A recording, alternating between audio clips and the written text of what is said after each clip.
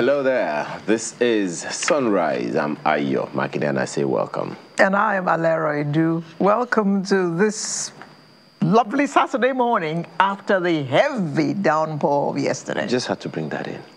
Well, I mean, there's no way we won't talk about that downpour.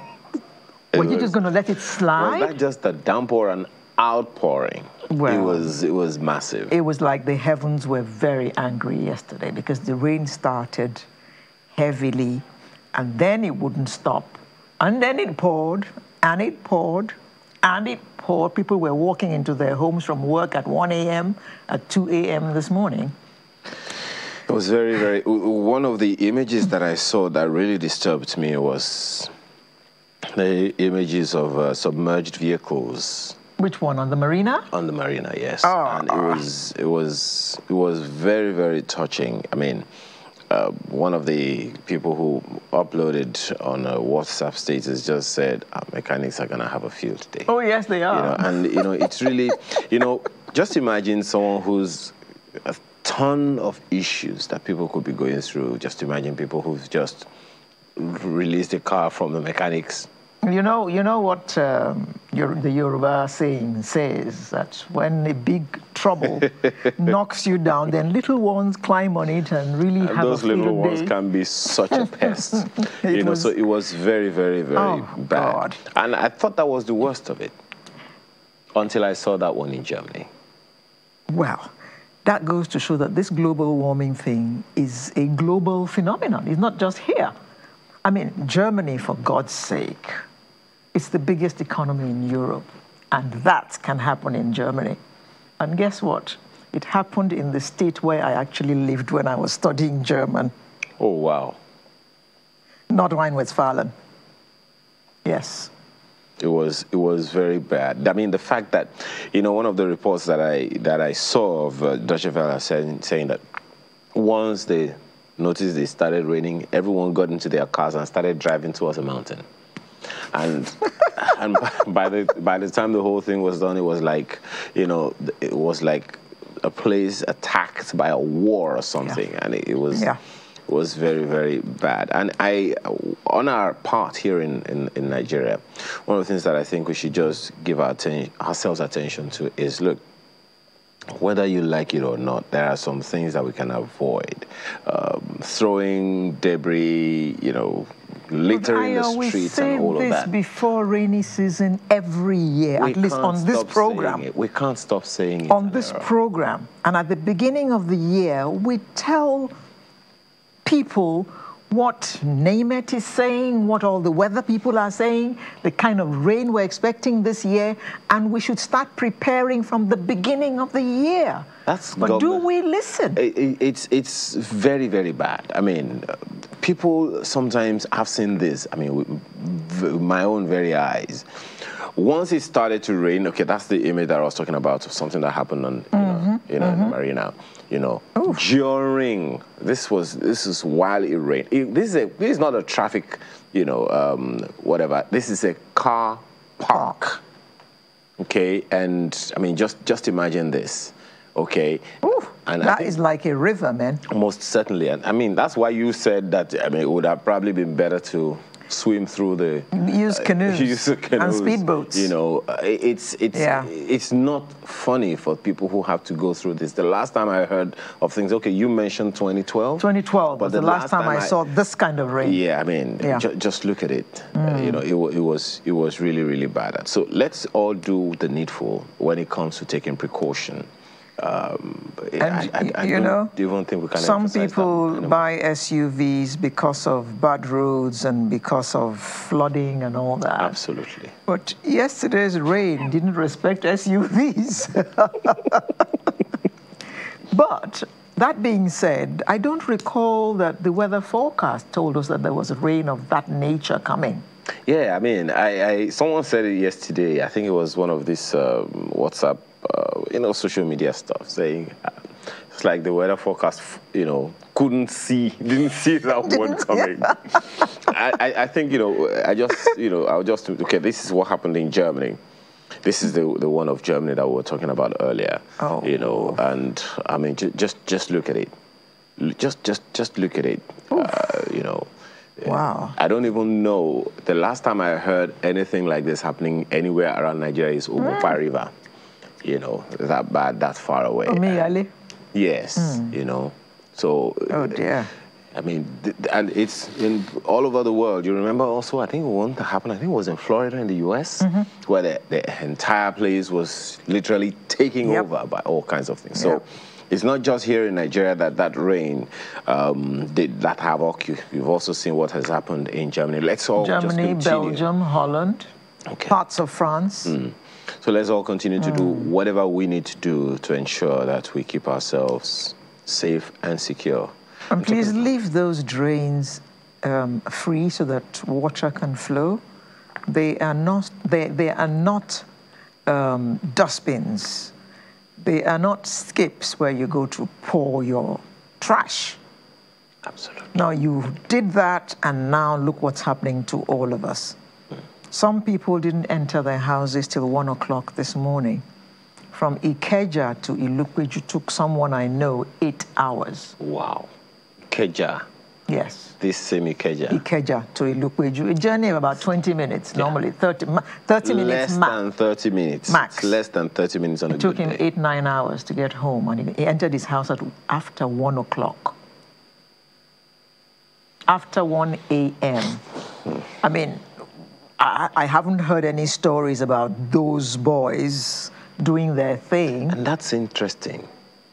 Because the traffic was horrible yesterday. And which was probably in every direction. Absolutely. Absolutely. And one other thing that's of interest is that information we got yesterday about the inflation figures from the NBS. Did you have to go there? I'm sorry. I mean, it's just for us to bring all these issues, you know, up from time to time so that both the government and the people will know that these things are happening to us, and whoever needs to do something, the people that need to do something about them should go ahead and do the needful. ASAP. Yes. We talk about the poverty figures all the time. We talk about employment figures all the time. Right now, we understand from the figures from NBS that inflation declined from 17.93 in May to 17.75 in June. Big deal. It's a dip. Yeah. I mean, my take on all of this is, okay, MBS, keep giving us figures, but what I'm seeing in the market is not a dip at all. Which is the crucial issue here. Exactly. What is happening to the common man? What is he experiencing when he goes to the market? It's getting worse by the minute. Forget the day. You go buy a tube of yam in the morning, it's 1,008. You go a few hours later, they'll tell you, oh, it don't reach 1,009. For one tube of yam? That's even fair, perhaps. You know how much a loaf of bread is now? 600 naira. Bread. Ben. And do you know that that's one of the figures, according to the NBS, that caused the figures, one of the items that caused the prices to rise in the first place. Oh, okay. All right. Bread is one of those things. Well, we hear that the price of flour went up. NBS specifically mentioned bread, cereal, yam. You mentioned yam as well. You know, those are some of the products and others. And I'm pretty sure that the others will be, it's a limitless list. And Ayo, you know that prices go up in Nigeria, and it'll take some huge Houdini to make them come down. So they defy the law of gravity, that's what you're saying. What goes up never comes down. The prices go up and they never come down. I think it was at some point also that we heard that spending power of most people has declined at a time when even the food prices, you know, seem to be topsy-turvy here and there. When you also hear women go to the market and talk about the prices of pepper. I mean, tomato is gold right now. Well, I guess all women who manage homes know that during the rainy season, there's normally no tomato. Oh, wow. So we're used to tomato not being available at this time of the year. But strictly speaking, who remembers all that? Say, okay, last year at this time, okay, in July there was no tomato, so I better go stock up, buy 3 baskets that will last me until when, September? And that's depending on how easy it is to store tomato. of all things, one of those perishables. So it is out there. The most we can do is to, do the most we can, especially when, looking in the next few days, we're going to have the Ilea Festival. And that's also definitely, taking its toll on the prices of commodities here and there. And so this is the festival of the ram. That's not what it's called, but this is the one where we expect ram. But that's so now what matter to you pass me that? Let's be serious. How many of our friends who used to send us rams or ram can afford to buy rams this year? But that still didn't stop the ram markets from being overpopulated. Well, they are, but are they seeing buyers? That is the thing. How many people can afford to? It's like Christmas last year. How many people could afford to buy turkeys, even chicken? People who earn 50 naira a month. It's interesting when you put people it this who earn 100,000 naira a month. On the one hand, the prices are rising. On the other hand, there isn't money to buy. It's an irony. Well, it's anyway, but the figures are there. C'est la vie. Let's just hope, God helping us all, we will always be able to put menu on the table. Anyway, I'm still expecting my ram. Menu. All my Muslim friends out there, please take note. I am still expecting my ram. Hello.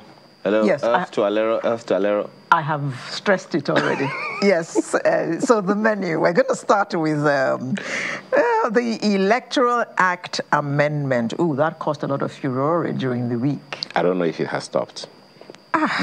We don't have that. That confluence of the National Assembly but together. But they say it's been passed. The Senate passed, House of Reps passed. Have they harmonized? Because they can't send two bills to the president for signature. Anyway, that is right there. How soon that will happen, I guess we'll wait to see. Then there is one of my favorite topics, the Economic Sustainability Plan. Hopefully, this is supposed to put money in the hands of people. How well is it doing so far? We understand it's supposed to be a 12-month plan. How far so far? Okay. And then we'll be looking at closing the housing deficit. If you remember, we heard our housing minister make some pronouncements in the course of the week. We'll be looking at why so many people are still sleeping under bridges when we're told that there's housing available. While government agencies at various levels are putting up all kinds of plans concerning housing and all of that, CBN, etc. Find that later on. And then, somebody's favorite topic, Eye on Eid Kabir. That's where the ram comes in.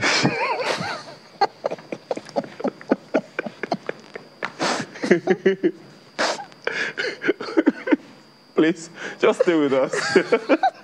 Oh, God. We'll be right back for the rest of the show.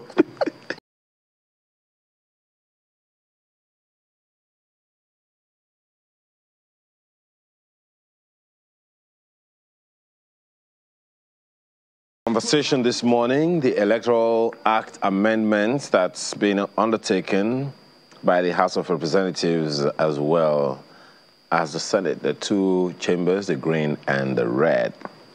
The House of Reps passed the Electoral Amendment Bill moments after opposition lawmakers walked out of the heated session at the National Assembly just yesterday. Of course, it was because of that controversial 52 subsection 3 of the bill, which deals with the electronic transmission of election results. Opposition lawmakers, mostly from the PDP, walked out of the session as they insisted that the clause was not carried. Sincerely, how will this affect anything? We have three gentlemen on our panel this morning. Festus Okoye is National Commissioner and Chairman, Information and Voter Education Committee of INEC. as well as Ezenwa Nwagu, Chairman, Partners for Electoral Reform. Both of them join us from our Abuja studio, as well as Emmanuel Ayede, who is Professor of Political Institutions, Governance, and Public Policy of the University of Ibadan. He joins us virtually. Gentlemen, thank you so much for joining us this morning. Let me begin with you, Mr. Nwagu. You've seen this, you know how this is likely to go. First of all, what kind of partnership do you see this new provision of the Senate and the House of Representatives playing in the scheme of things? Well, thank you and good morning. I think that what has happened is really got to do with the fact that generally my sense is that the political elites of our country are very far away from conversations around electoral integrity and transparency. And you can lean back a bit and see what happened when the smart card reader was introduced, the challenge that it faced, and the uppercut that it got from the Senate eventually. But INEC still rammed it through, and what it suffered eventually was that you were not able to get the law to back that very game changer instrument up. And then, so the gains that have been made from 2011 up to 2019, the thinking was that the National Assembly would position itself to undergird and ensure that there is no reversal.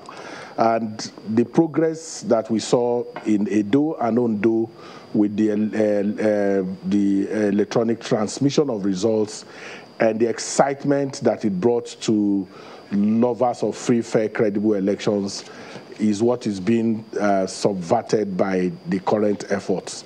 But when you then look at it, the partnership is a partnership of the dominance of the ruling elite, who generally don't want free, fair, and free elections. But all the excuses that have been brought as to why the demands of the Nigerian people cannot be mainstreamed into the issue of technologizing election will still come to play when the concurrence will be happening. And I think we need to put, from our side here, we still need to put that pressure and ensure that even at that level, we can still get significant gains and ensure that the right thing is done. That's my quick take on that. Okay. Can I bring in Mr. Okoye at this point? Mr. Okoye, I believe that when INEC looked at this electronic transmission of results, Nigeria clapped for INEC.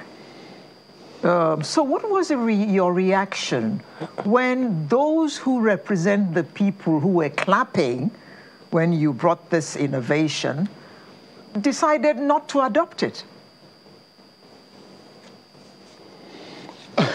Well, the powers of the Commission are constitutionally regulated and circumscribed.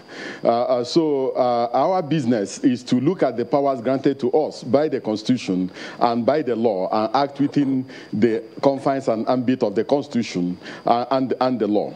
Now, prior to this particular period, there was a joint session of the Senate Committee on INEC and the House Committee on Electoral Matters. We had a joint session with them in Lagos sometime in March 2020. And it was very, very robust. We presented all the arguments, presented all the facts at our disposal relating to the way we want the electoral process to be configured.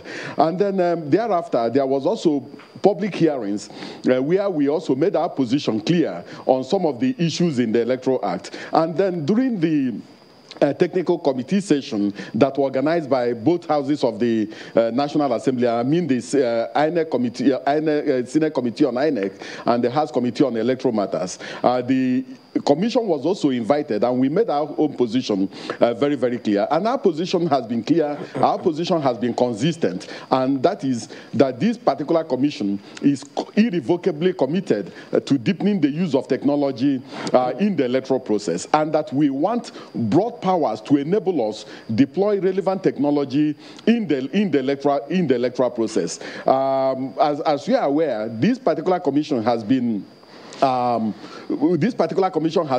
test running different technological solutions in the electoral process for quite some time. And if you also look at some of the elections we have organized since 2020, you can see that we have uploaded the results of 22 elections, including state assembly elections, House of Representatives elections, senatorial elections, and governorship elections into our central portal, where the public had an opportunity of viewing them. Now, these elections that we have uploaded course across all the 6 geopolitical zones. For instance, in the North Central, we uploaded results from 5 elections.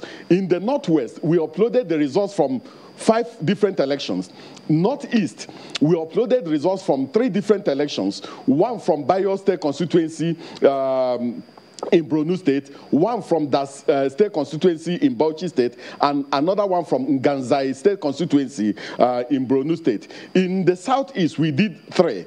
In the Southwest, we did 4, while in the South-South, we did 6. And in some of these places, the places are, some of these places had challenges of security, some of them had challenges of terrain, and so on and so forth. So we have uploaded results from very remote areas, even from areas where you have to use human carriers to access. We have uploaded results from those areas. So we have made our own position very, very clear that we have the capacity and we have the will to deepen the use of technology in the electoral process. But as I say, our powers are given by the Constitution and the law, and will continue to remain within the ambit and confines of the powers granted to the Commission by the Constitution and by the law. On that same issue, Mr. Okoye, we'll get to Prof shortly. On that same issue, are you saying that there shouldn't be any concern by anyone that because you heard, you may have heard, of course, the representative of the NCC saying that we have just about 50% of the nation covered, technology-wise, telecom service and all of that. And but if you're saying that we're able to upload election results from Borno State, was it real time or was it delayed? Are those concerns, are you also as concerned as the NCC is concerned that we only have about 50% coverage? Well, the results that we uploaded from all these places I have just mentioned, we are uploaded in real time. And we have assured the Nigerian people that we have the capacity to transmit results of elections in real time. Now, as early as January 30th, 2018, the chairman of the commission had a meeting with the executive vice chairman of the NCC relating to collaborative efforts in the transmission of election results. And this led to a technical committee that was set up by both commissions. And the technical committee met on the 28th day of March 2018. And the technical committee, in its report, made it very clear that the consensus by all operators is that the requirements for the electronic transmission of results proposed by INEC is practicable. That was the consensus that was arrived at as early as 2018. And since this particular period, we have been test running different forms of electronic solutions. And we have even gone further to upload results of elections from all the geopolitical zones, from very remote areas, even from areas in southern Niger that are circumscribed by the high sea. So what we are saying is that we have gone beyond 2018, and that this particular commission is more confident now in terms of the transmission of election results and the uploading of election results from almost all parts of the country. And what we are saying is that even what we upload as of today is dense. And the various networks have assured us as early as 2018 that they have the capacity to cover all parts of Nigeria. The only issues they raised was one, the issue of confidentiality, that they want some level of confidentiality in relation to the operations, given the sensitivity of elections. Two, they also asked us to factor the commercial component of their operations, taking into consideration that they are mobile operators, and that in the few areas where they said there were black spots, that they have the capacity to cover those areas. They also talked about the issue of test running and validation of the processes, and the issue of customization. And finally, they talked about disclosure clause in our operations, given the nature of data transmission and the nature of what we do. So our engineers are confident that we have the capacity, and we have been uploading results of polling units to our central election viewing portal. So as far as this commission is concerned, we have gone very, very far in terms of deepening the use of technology in the electoral process. And the mobile operators had assured us in 2018 that they had carried out similar operations and similar things for other agencies, and that this one will not be a big issue so long as the 5 areas of concern are addressed. Well, just to be clear, that submission made by the representative of the NCC yesterday said we had just about 50% coverage, and consequently we can only do 50% electronic transmission of results of elections real time.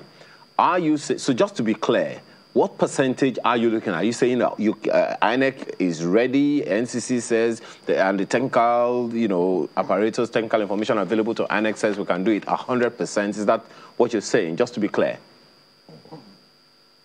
Well, the NCC is a regulatory commission. The mobile operators were part of this technical committee that was set up in 2018, made up of the Independent National Electoral Commission, the NCC, and the mobile operators. And the consensus at that time was that the solution proposed by the Independent National Electoral Commission was practicable. And part of the resolution was that the meeting agreed that the solution that INEC wants to deploy is possible. So as at that time, the mobile operators who cover all these areas told the commission that what we are proposing is possible. Despite the fact that we didn't introduce that particular solution, we have been uploading results of polling units from remote areas. So what we are saying is that we have the capacity and the technology to deploy these solutions are available, and that we have been deploying. So we are confident in our processes, and the mobile operators, who are the real players in this particular field, have assured us that they have the capacity to cover all areas, and that in the few areas where we have low network, that they have the solution to cover those areas. Mr. Okoye. We factor in the commercial component into it. Mr. Okoye, the long and short of this, your long story, is you are capable of covering 100%. Am I correct? Yes, we have the capacity to cover all the polling units in Nigeria. Great. Based on the technology we are deploying, yes. Okay, great, thank you. Let us bring in Professor at this point. Professor, if INEC is suggesting and is working hard to remove all the bottlenecks that cause electoral fraud and all that, shouldn't politicians be ready to grab these ideas with both hands? Because they're the ones who always scream blue murder after every election. Well, I think that it's important for us to note that politicians are doing calculations about their chances in election, whether the election is free or not. And it appears that those who are currently perceive that they have the upper hand think that as things are now, they can continue to maintain dominance. And that's why they are hesitating to continue to encourage INEC to deepen the use of technology. up till this moment, a lot of Nigerians, including scholars, have recommended that INEC should introduce the electronic transmission of results. That's a very important element of the whole idea of e-registration, e-verification of voters, and then, of course, e-voting that we are all talking about. And we thought that by the effort that INEC has put into doing that should be encouraged, and further incentives should be given to INEC. But of course, some of the politicians, we must also know that it's not all of them. It's the dominant group that has decided that they don't want to deepen the use of technology in improving the integrity of the election. And it's really, really very unfortunate. Because I think what I would describe the situation now is something like primitive self-interest. Because if they take their enlightened self-interest into consideration, they will know that they will not always be in the party with the dominant influence forever. You remember when PDP was in power, it boasted that it was going to rule Nigeria for 60 years. It never went beyond 16 years. I think it's important for the party that is currently in power to know that one day it will be out of power. And if we wish that this decision it was never allowed to carry the day. And I hope and I'm confident that when the two houses of parliament try to look at the bill to unify what they have done, they will see reason that the transmission of results is very central to the integrity of elections in Nigeria. Professor, I'd just like to read something out to you, and I'd like your comment on this. JAMB results, electronic. WAEC results, electronic. ICANN results, electronic. Phone registration, electronic. Money transfers, electronic. And I mean electronic all over the country. International passport, electronic.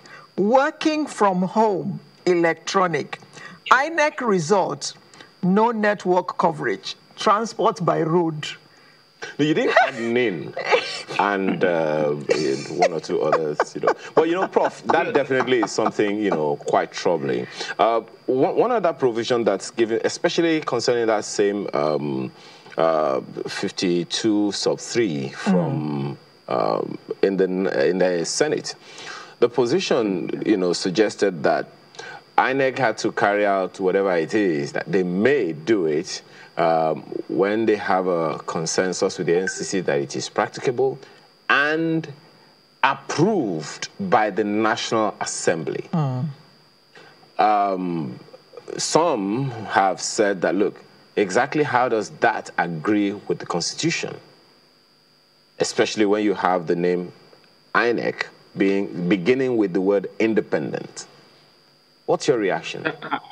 I think it's a design to derail the entire process of using technology to deepen the electoral process. If you look very carefully, you will find that the provision is that INEC is the sole institution to conduct elections. And in an earlier electoral amendment proposal, there was this idea that the National Assembly was trying to reorder elections. And the court said it was not the responsibility of the National Assembly to do so, that INEC has jurisdiction on such matters. And that's how I think the president refused to assent to the bill. Now, we have this situation on the ground. We didn't even go into detail to tell us, because you can't just ask NCC, what's the national coverage? They should have asked NCC side by side with INEC stated and to say, okay, how many polling units do we have in Nigeria? How many of those polling units can results of elections be transmitted? And that's when we know that they are talking. All of these arguments about asking the National Assembly and the NCC to have a say on whether electronic transmission of results can be done is just a measure to derail the entire process. I think they should leave the responsibility to INEC. Let INEC tell us what number of polling units we have and from which of these polling units can live transmission of results be undertaken. And if INEC can do that, and as Okoye has said, it's possible. There are all kinds of technology that can be mobilized to do so. And all this argument that you are making, as you have said, is like taking us back to the 17th century. It's really unfortunate. Well, Mr. Zewa, I don't know, Mr. Nwagu, beg your pardon. I don't know what you think of that provision. How significantly do you think that suggestion by the Senate erodes the independence of the electoral umpire? Well, there is no argument about the fact that when you variegate responsibility, then you whittle the power of the particular institution that has responsibility to perform that exercise. So the challenge is much more deeper than that. What you have is that people who have sworn an oath to defend the Constitution is now non-state actors that are pressuring them to defend the Constitution they have sworn an oath to defend. What is important is that this National Assembly has reputational challenges and baggages that it carries, and the expectation ordinarily will be that it will continue to see how it shifts away from that and move towards improving, because everything Okoye has talked about is a determination by INEC to improve elections. And if it is about improving elections, the only institution that can protect that improvement is the National Assembly. But as you have seen, they are not interested in that. The conversation has not occurred to them that's what needs to happen. So even if this excuse was not provided, they would have still found, because what was earlier proposed guarantees some of the fears that they have. The fear of certain places not being covered by internet and the rest of it was already, that is why there's when it is possible. But they've jettisoned all of that, and they are securing the NCC and others to come and validate that claim. But we have seen that the operator, the INEC that is vested with responsibility of conducting elections, is saying they are prepared. That doesn't mean there will not be challenges. That doesn't mean that there may not necessarily be other hiccups. But if you don't protect every initiative that INEC brings to improve elections by the law, it then means that when you deploy technology and at the end of the day people feel not satisfied and they go to court, the court would. And what has happened is that politicians in Nigeria are interested in ensuring that it is the court that determines the outcomes of elections. And how do they do that? Ensuring that you, at the end of the day, when you cannot get the things you want in INEC, you can get it through the courts. And the idea that we don't know where the judges will lean on any matter compels us to continue to insist that the one who has the responsibility for leadership recruitment process, which is INEC, should take the responsibility to do that. And there are many other places where they are also not stable in terms of the idea of INEC and the rest. Oversighting elections, which is an alternative dispute resolution mechanism that has been put to ensure that some issues are resolved and not just taken to court in the first instance. They are not complying with all of that. So the challenge for me is that the pressure is not enough on the legislators to understand that they represent the people, and the people they represent must find mechanisms to punish them, sanction them when they do not do the things that they want. And that's what is lacking. Because there is no sanction, there is nothing that we can do to them. They seem to have come to that point where they think that they represent themselves. And they swore an oath, like I said, to defend the national interest against their personal interest, and they are not doing that, and there has to be a way to engage and sanction them when they don't do this. Well, there are a number of other issues that I would love very much to raise with you, gentlemen, on this program this morning, because from all of the things that you have said, for instance, Mr. Wago, does this in any way suggest that the National Assembly, members of the National Assembly, are not completely confident that INEC can, deliver to them, to Nigeria, veritable election results if they were left to do it the way they are supposed to, that you are proposing now? But it's a conversation that we can have when we return from this break. To stay with us.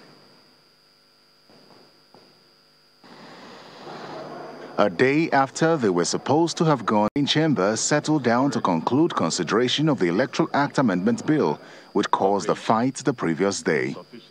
The House had invited the Nigerian Communication Commission and the electoral umpire to speak on their preparedness to transmit election results electronically, but only the NCC was eventually considered.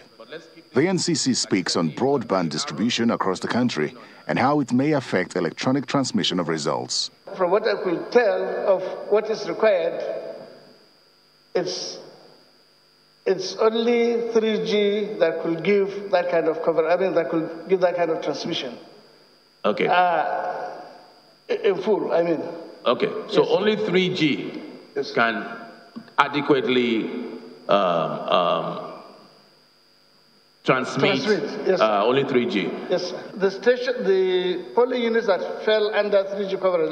Let's just say the stations that had 3G coverage came to about 50%. The 50% claim by the NCC may, however, be questioned, as the Nigerian National Broadband Plan 2020 to 2025, published by the NCC in 2019, puts the deployment of 2G coverage at 89%, 3G at 75%, and 4G at 37% of the population. The House then resolved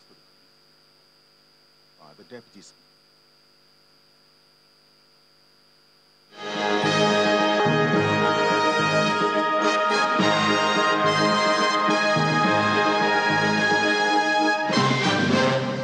Let me quickly take this to Professor Ayede. I'll come to Mr. Okoye in a bit.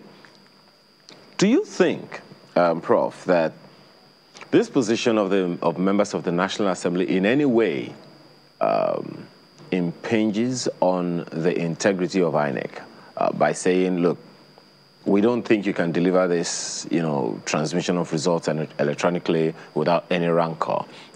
Consequently, we want to know how you're going to do it, with approval of the National Assembly and all of that. Do you think it in any way suggests that the National Assembly has little or no insufficient confidence in the independence of INEC? Well, I don't think so. I think rather it's the self-interest of the dominant party and also the self-interest of the leadership of the political parties. If you look at the voting pattern, if what has been circulated is anything to go by, you will find that specific individuals voted the way they did because of opportunity calculation. It is not really about INEC. And that's why I said if it was about INEC, they should have put INEC to task by asking very deep questions concerning the level of technological capacity that is in INEC, the practice of electronic transmission that has been done in several places, the challenges that accompany them, and how INEC is planning to address some of those challenges. But if you see the way the debate has gone, such details were not of concern to the lawmakers. And that's why it's safe to conclude that they are looking at their chances vis-a-vis their competitors come 2023. And I don't think that calculation itself is a very good one. Because they can become victims of the processes that they are trying to unleash. Mm-hmm. As Uzengo has said before, we really need the lawmakers to protect the integrity of the elections, and that does not seem to be a major issue in the debate. I mean, they called the NCC people and said, what is the coverage? I think they should be more concerned about the implication of transmitting the result electronically and not transmitting it electronically. In terms of the pros and cons, what are the advantages of doing so? What are the disadvantages of not doing so? Then if you even decide the advantages is much more or greater than the disadvantage, then they'll begin to say, okay, what are the challenges that INEC has faced, and whether those challenges are going to be addressed. So you do some kind of cost-benefit analysis and then, open up that debate to every member of the House. But what you find is, 28 senators were even not present at the vote. So it shows very clearly that the lawmakers are not interested in the integrity of elections. They are much more involved in short-term calculations in terms of what their individual opportunities would look like. And I think that's something that we need to discourage.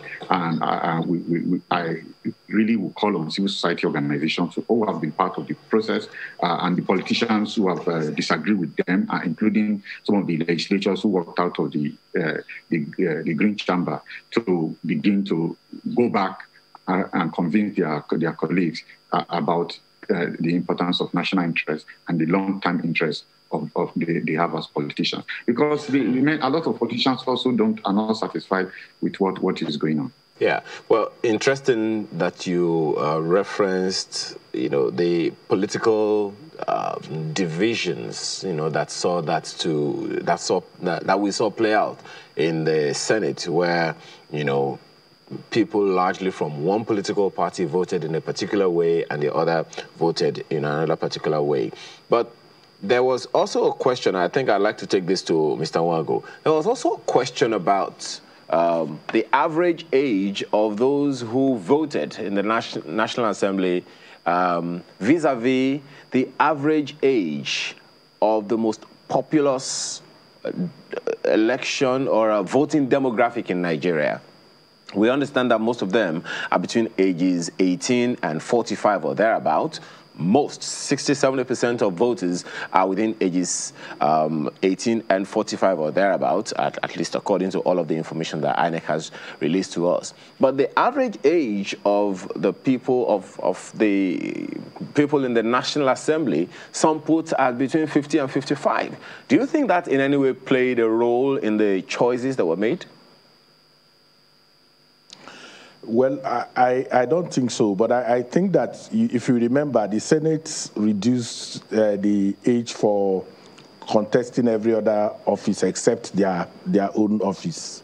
In the Not Too Young to Run bill that was passed, the qualification, they retained the age for coming into the Senate while they reduced every other one. So it's a political class that constantly works more for its own personal interest than the interest. But I don't share the idea about, I think what is important is that whether there's a commitment for improved, transparent, credible, acceptable election. That commitment shouldn't ordinarily have tribal marks, should not be determined by age. It should be more about the fact that if you have credible elections, even your legitimacy as a legislator, your legitimacy as an executive is guaranteed by the fact that you can make bold claim that the people elected you.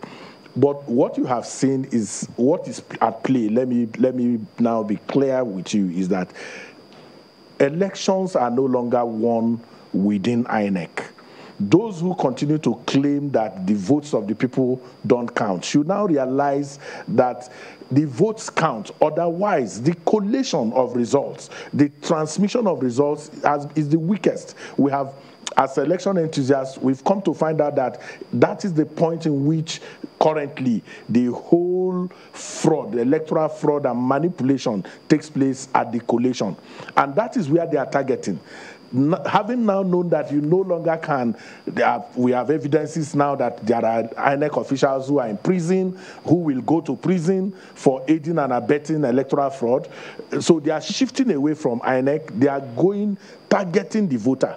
targeting his activities, and that's what we need to put the searchlight on, that the politicians now know that your votes count, and they are not interested in that your vote counting. They want to still see how they can manipulate even when you are voted, because even when they bribe you to vote, they are not guaranteed that you are going to do, so they still want to see how they can capture that end chain of the electoral chain. And that's what is at play. It has nothing to do with age, it has nothing to do with tribe, it has nothing to do with religion. It's about self-interest. But the greater work for the Nigerian people is to understand that as elections continue to improve, you will continue to see that politicians, and I hesitate to always give this coloration of PDP, APC. If you study the trend, if 28 senators absented themselves, and absent is a no vote. When you are not around, you are voted no. And so you count that as part of the people who voted, rather than say, oh, they were absent. It tells you that there's a determination to continue to ensure that you don't have free, fair, credible, acceptable elections that are determined by the voters. And now that they cannot manipulate the institution, they are targeting that weak link, and we need to undergird that part and ensure that they don't have their way in that. Mr. Okoye, let's look at the issue of electronic voting. I'm sure you saw the clip which was shown during the short break that we had before we resumed this segment, the figures that NCC gave regarding coverage. Where do we stand regarding electronic voting? Well, there are two things involved here. The Commission has promised Nigerians that we are piloting electronic voting machines. What our intention is to introduce electronic voting machines during the 2023 general elections. And these electronic voting machines will also have a paper trail through which we can do an audit. And that is why we have canvassed that in terms of even our authentication processes, that the National Assembly should not write into the law any technological solution, like writing into the law the fact that the Commission must use the smart card reader, because technology is dynamic. We want a situation where the Commission will be given broad powers to deploy relevant technology in the electoral process, because the solution we are now piloting is a solution that can allow us to use a particular device for voters' registration and also use that particular device to authenticate voters during the election, so that we can capture the fingerprint of the voters. And if it is impossible to capture the fingerprints, we can also read the facials of the people. And then the issue of accreditation and accreditation challenges will not even arise. But as far as this commission is concerned, we are a constitutional body. We will continue to implement laws that are consistent with the provisions of the Constitution and are consistent with the powers granted to the Commission by the Constitution. So we are determined to improve the electoral process through the deepening of the use of technology in the electoral process. And our intention is to introduce electronic voting machines during the 2023 elections. And let me just highlight this whole fear about all election results being transmitted into one central portal. Our electoral process is differently configured. From the polling unit, you transmit results to the registration center or to the ward. Then from the ward, it goes to either the local governments or to the particular constituency. And when you get to that particular constituency, there will be some certain protocols, there will be an audit, and there will be a reconciliation. So it's not as if all results will be transmitted to one central portal. No, our electoral process is differently configured, and we want to break that gap between the polling unit and the collation center, so that when there is a dispute relating to the paper trail or the electronic the transmitted results, there will be an audit, and then one of them will prevail. And that's exactly what we intend to do. So I really do not see the fear being entertained relating to our powers and relating to the issue of transmission of election results electronically. Well, it's very interesting, that you put it that way, and let's just hope, that at least we can have a concurrence the way we are. But just one quick one, Mr. Okoye. Part of the Constitution, one of the last functions there in the schedule that concerns INEC, says INEC will carry out such other functions as may be conferred upon it by an act of the National Assembly. What other functions could those be? Has there any such happened before? The Electoral Act, for instance, is one of those laws that have been made by the National Assembly in accordance with that particular provision. And also the new Electoral Offences Commission bill that is before the National Assembly is part of it. But as you know, the Constitution is the fundamental law of the land. The Constitution is the ground norm. So the National Assembly cannot make any law that is inconsistent with the constitutional provisions and constitutional dictates. So whatever law is made is still dependent on the law being consistent with the provisions of the Constitution.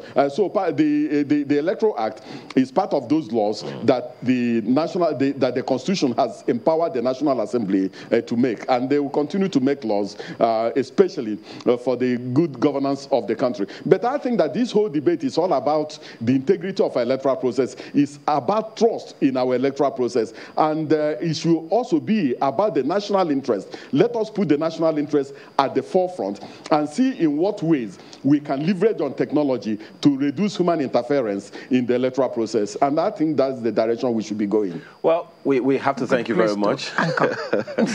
We have to thank you very much, gentlemen, for all of the submission that you have made. The days ahead are going to be quite interesting. We have to thank you very much, Ezenwa Wago, who is Chairman, Partners for Electoral Reform, Festus Okoye, National Commissioner and Chairman, Information and National and Voter Education Committee of INEC.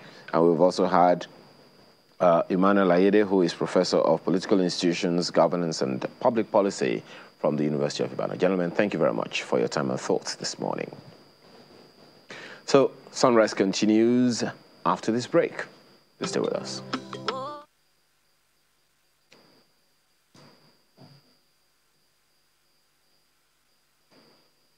Thank you again for staying with us this morning.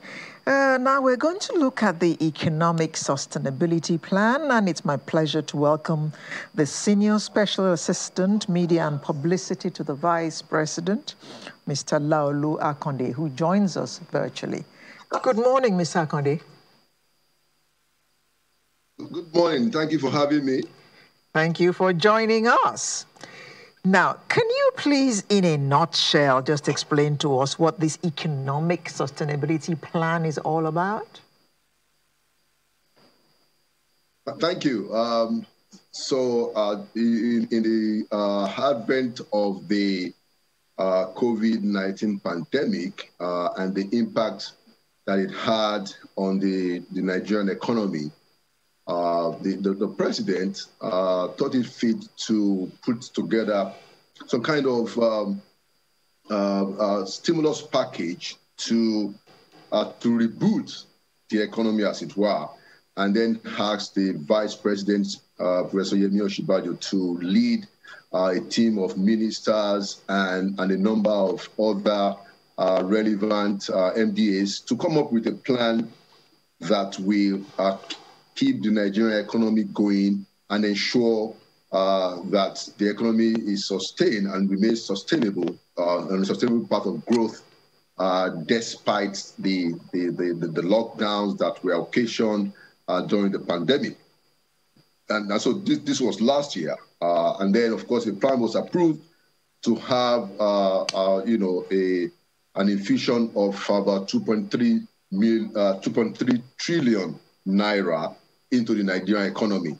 And I can tell you that, as at a couple weeks back, the 500 billion, which was supposed to be the budgeted part of that total 2.3 trillion, has already been infused into the Nigerian economy.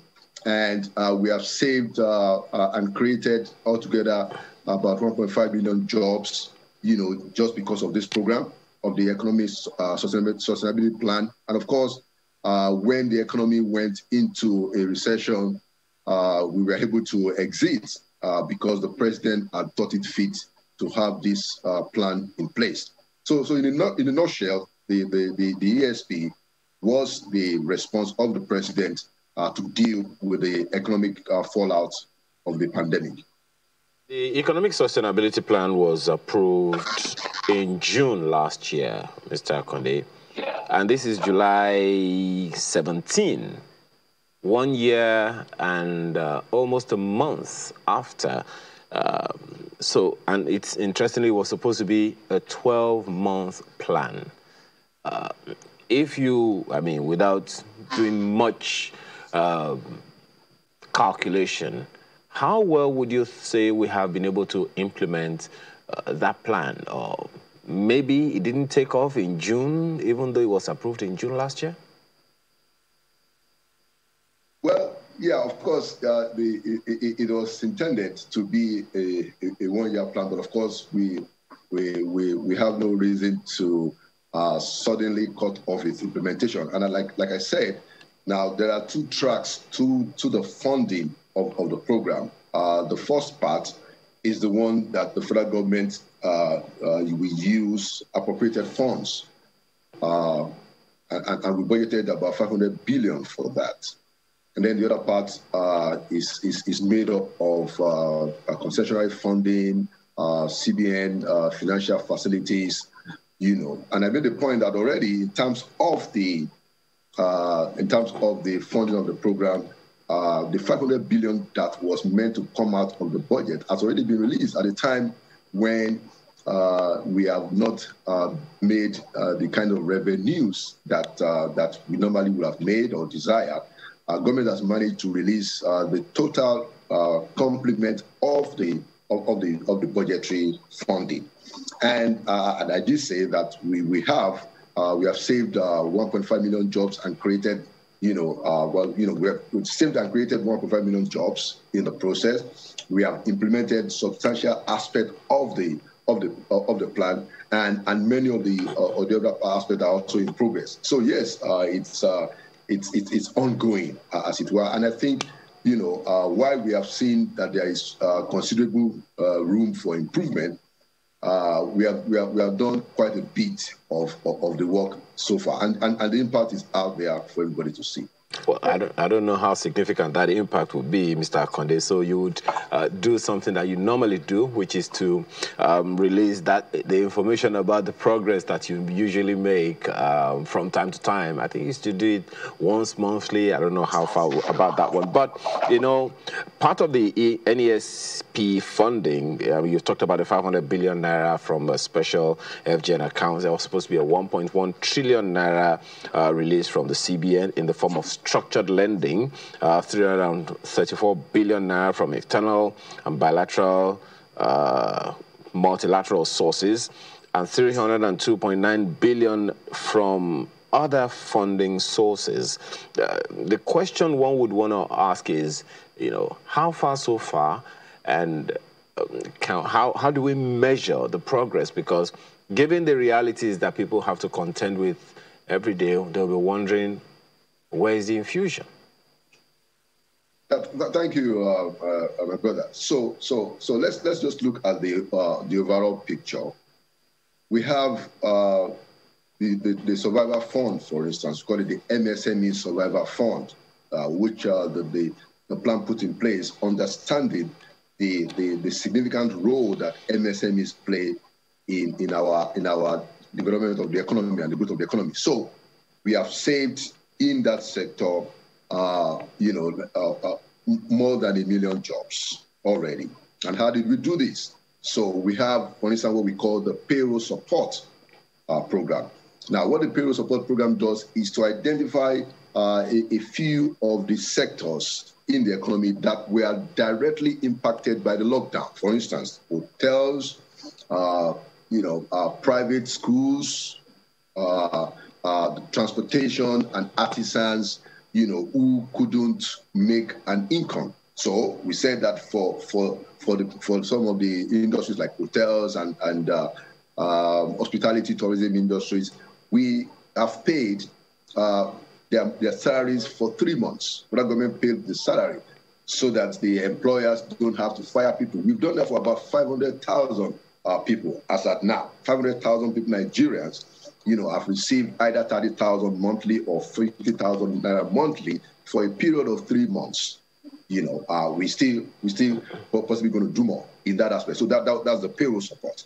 We also have the artisans track and the transport track. Now, when you put it together, it comes to about another 300 to 400,000 that have also received one-time grants. Then we have another category for people who have MSMEs, regardless of whatever it is that you are doing. If you are qualified as an MSME, you get a one-time grant of 50,000. We intend to do about 100,000 of that. We've done about 50,000. Now, let's move away to another sector. Look at what we have done for states. 36 state government and FCT have received 50 billion, to support their programs in their state, whatever it is. The airline industry, have received over 2.8 billion naira in the process. We have enumerated over 6 million new farmers, mostly, to get structured support by eventually give them trucks, equipment, fertilizers, yield stuff for their farming. And the president also recently approved additional supply of fertilizer for another 1 million farmers. We have we're making progress on the social housing front, where we intend to build a couple 100,000 houses for low-income earning Nigerians. The CBN has already made about 200 billion available for the construction of all those houses across the country. I think we have about 20 state governments that have given land, to do that. We have had meetings with cement manufacturers. The vice president,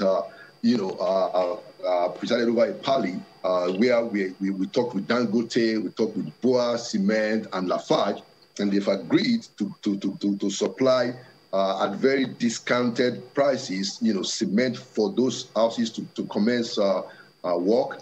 And we also have the solar connections, where we are going to connect about 5 million homes across the country.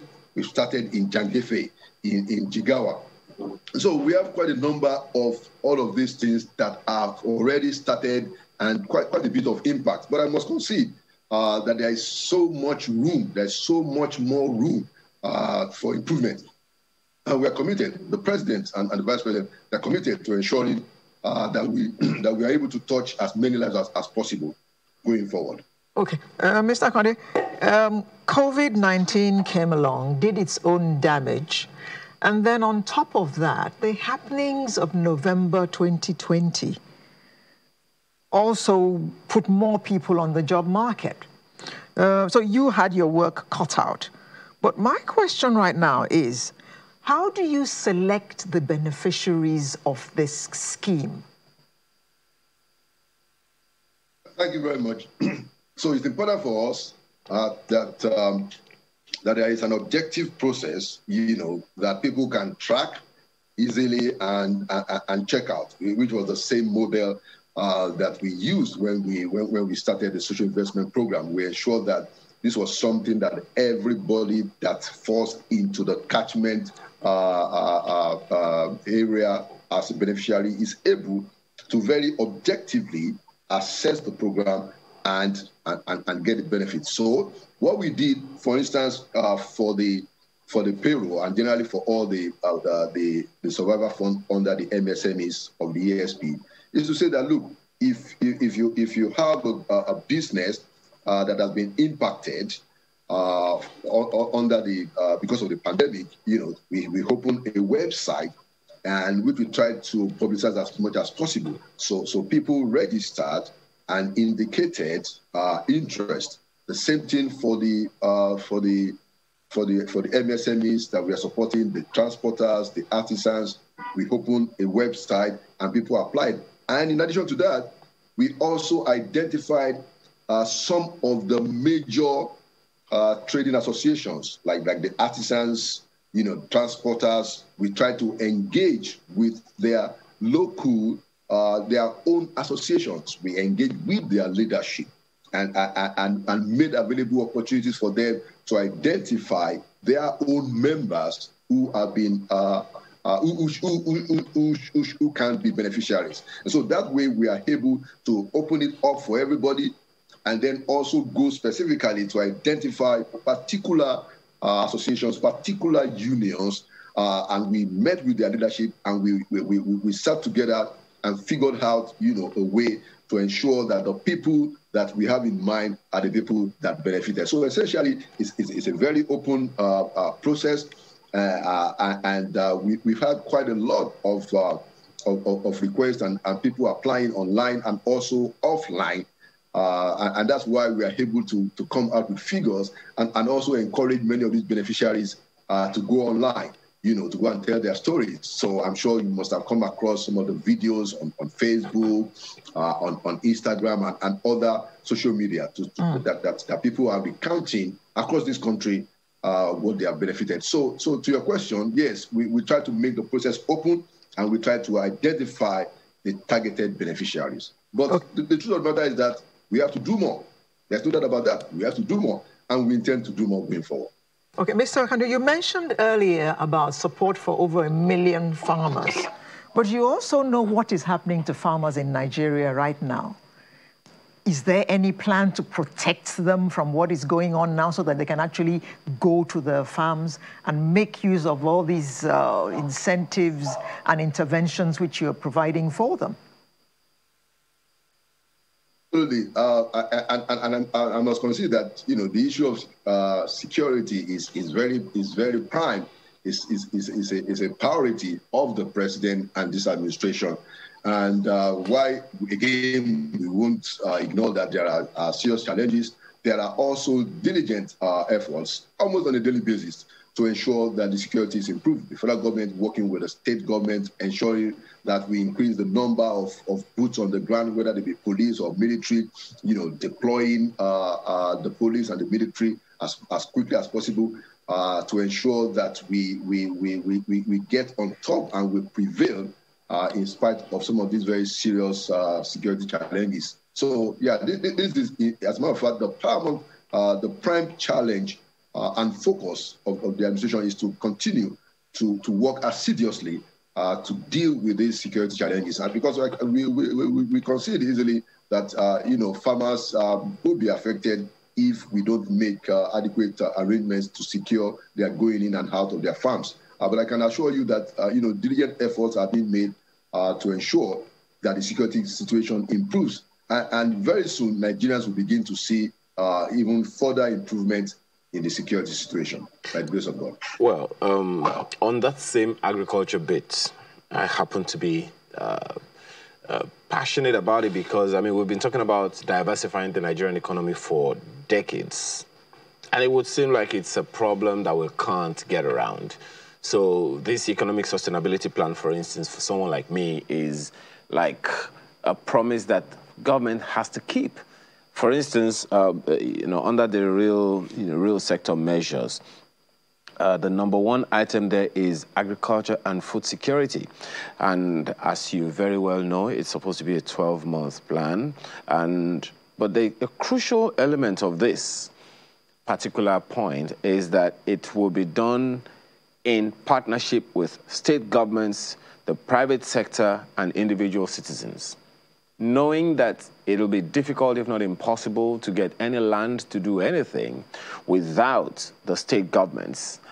That partnership, I've had occasion to, in our interviewing a couple of governors over time, been asking, what's the partnership with the federal government in terms of this economic sustainability plan? It would seem like I'm not clear if there is any such conversation yet. So can you give us some understanding or explanation about what kind of partnership do we have with the state governments so that this brilliant economic sustainability plan can actually see the light of day and benefit people the way government wants it?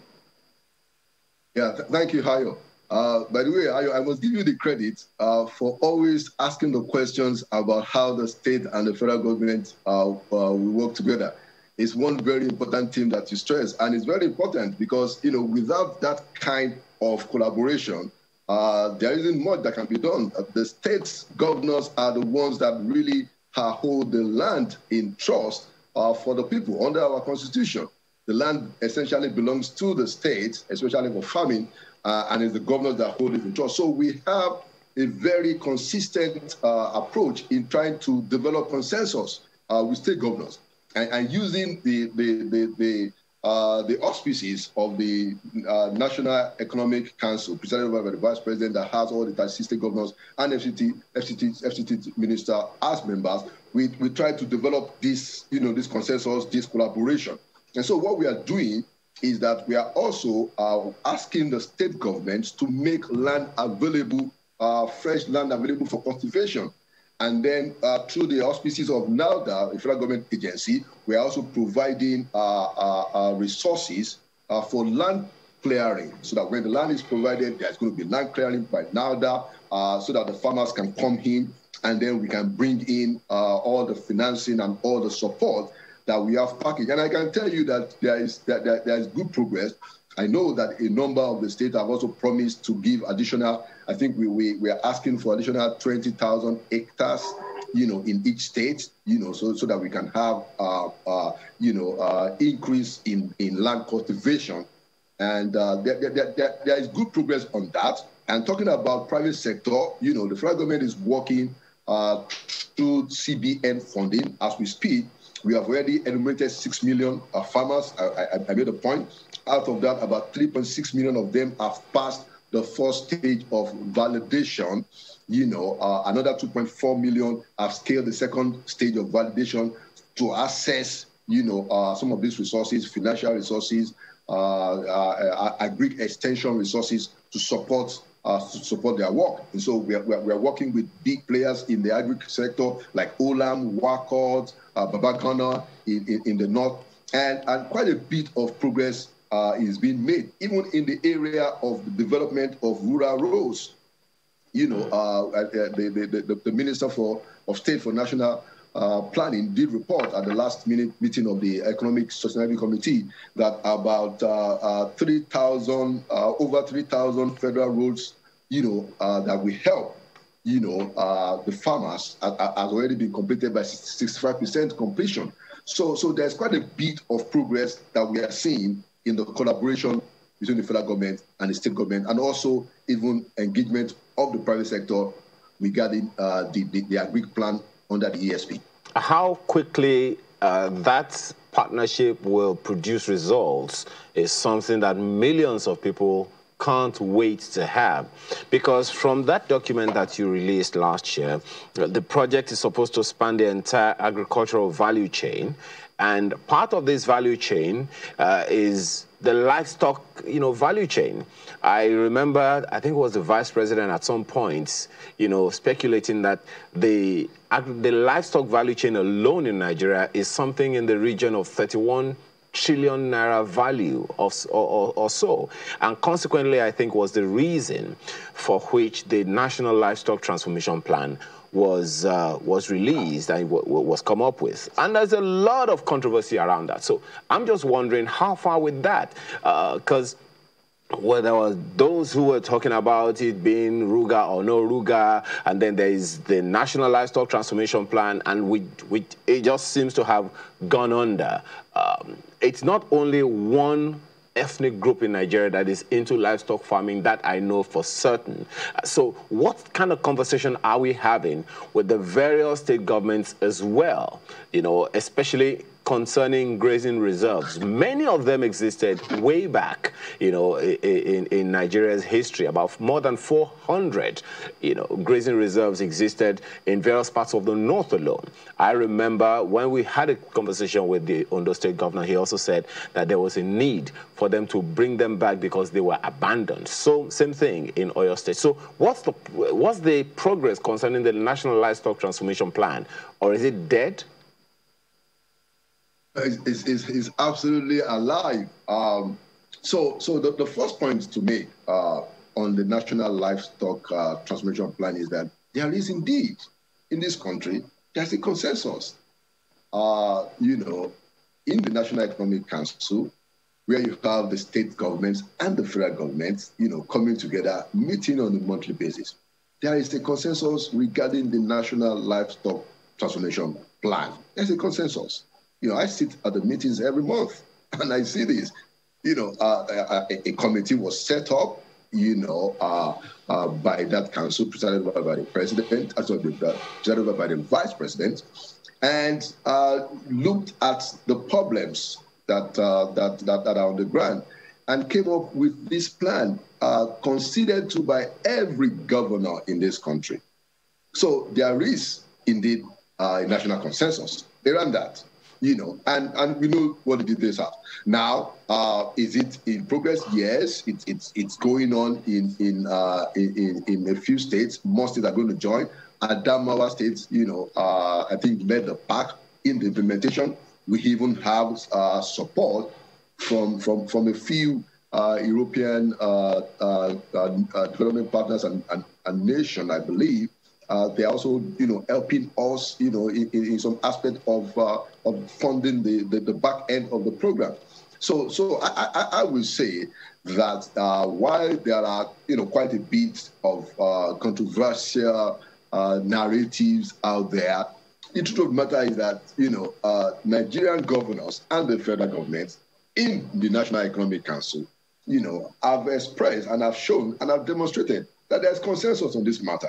And I have no doubt in my mind that going forward, we will see more fruits of that consensus. So it's not dead. It is actually work in progress. We have to do a little bit more funding, from the federal government to support it. And I believe very strongly that is going to happen as we go forward. Okay, Mr. Akonde, all that's left for us now is to thank you and to, encourage you as much as we can to keep up this good work, because as we speak, there are graduates coming out of universities who will be looking for jobs and who are not going to find jobs. So your job is to help them start up their own little businesses. Mr. Laolu Akonde, Senior Special Assistant, Media and Publicity to the Vice President. Thank you very much for talking to us this morning. Thank you very much. And let me say further that Nigeria should keep hope alive. This is a government that is working very hard, very, very hard at some of those problems. And we will prevail. We won't give up. There are tough challenges, no doubt about that. But Nigerians must know that the president and the vice president will continue to work hard and diligently to deliver for the Nigerian people. Thank you very much, Mr. Akonde. Sunrise will return in just a moment. Do stay with us.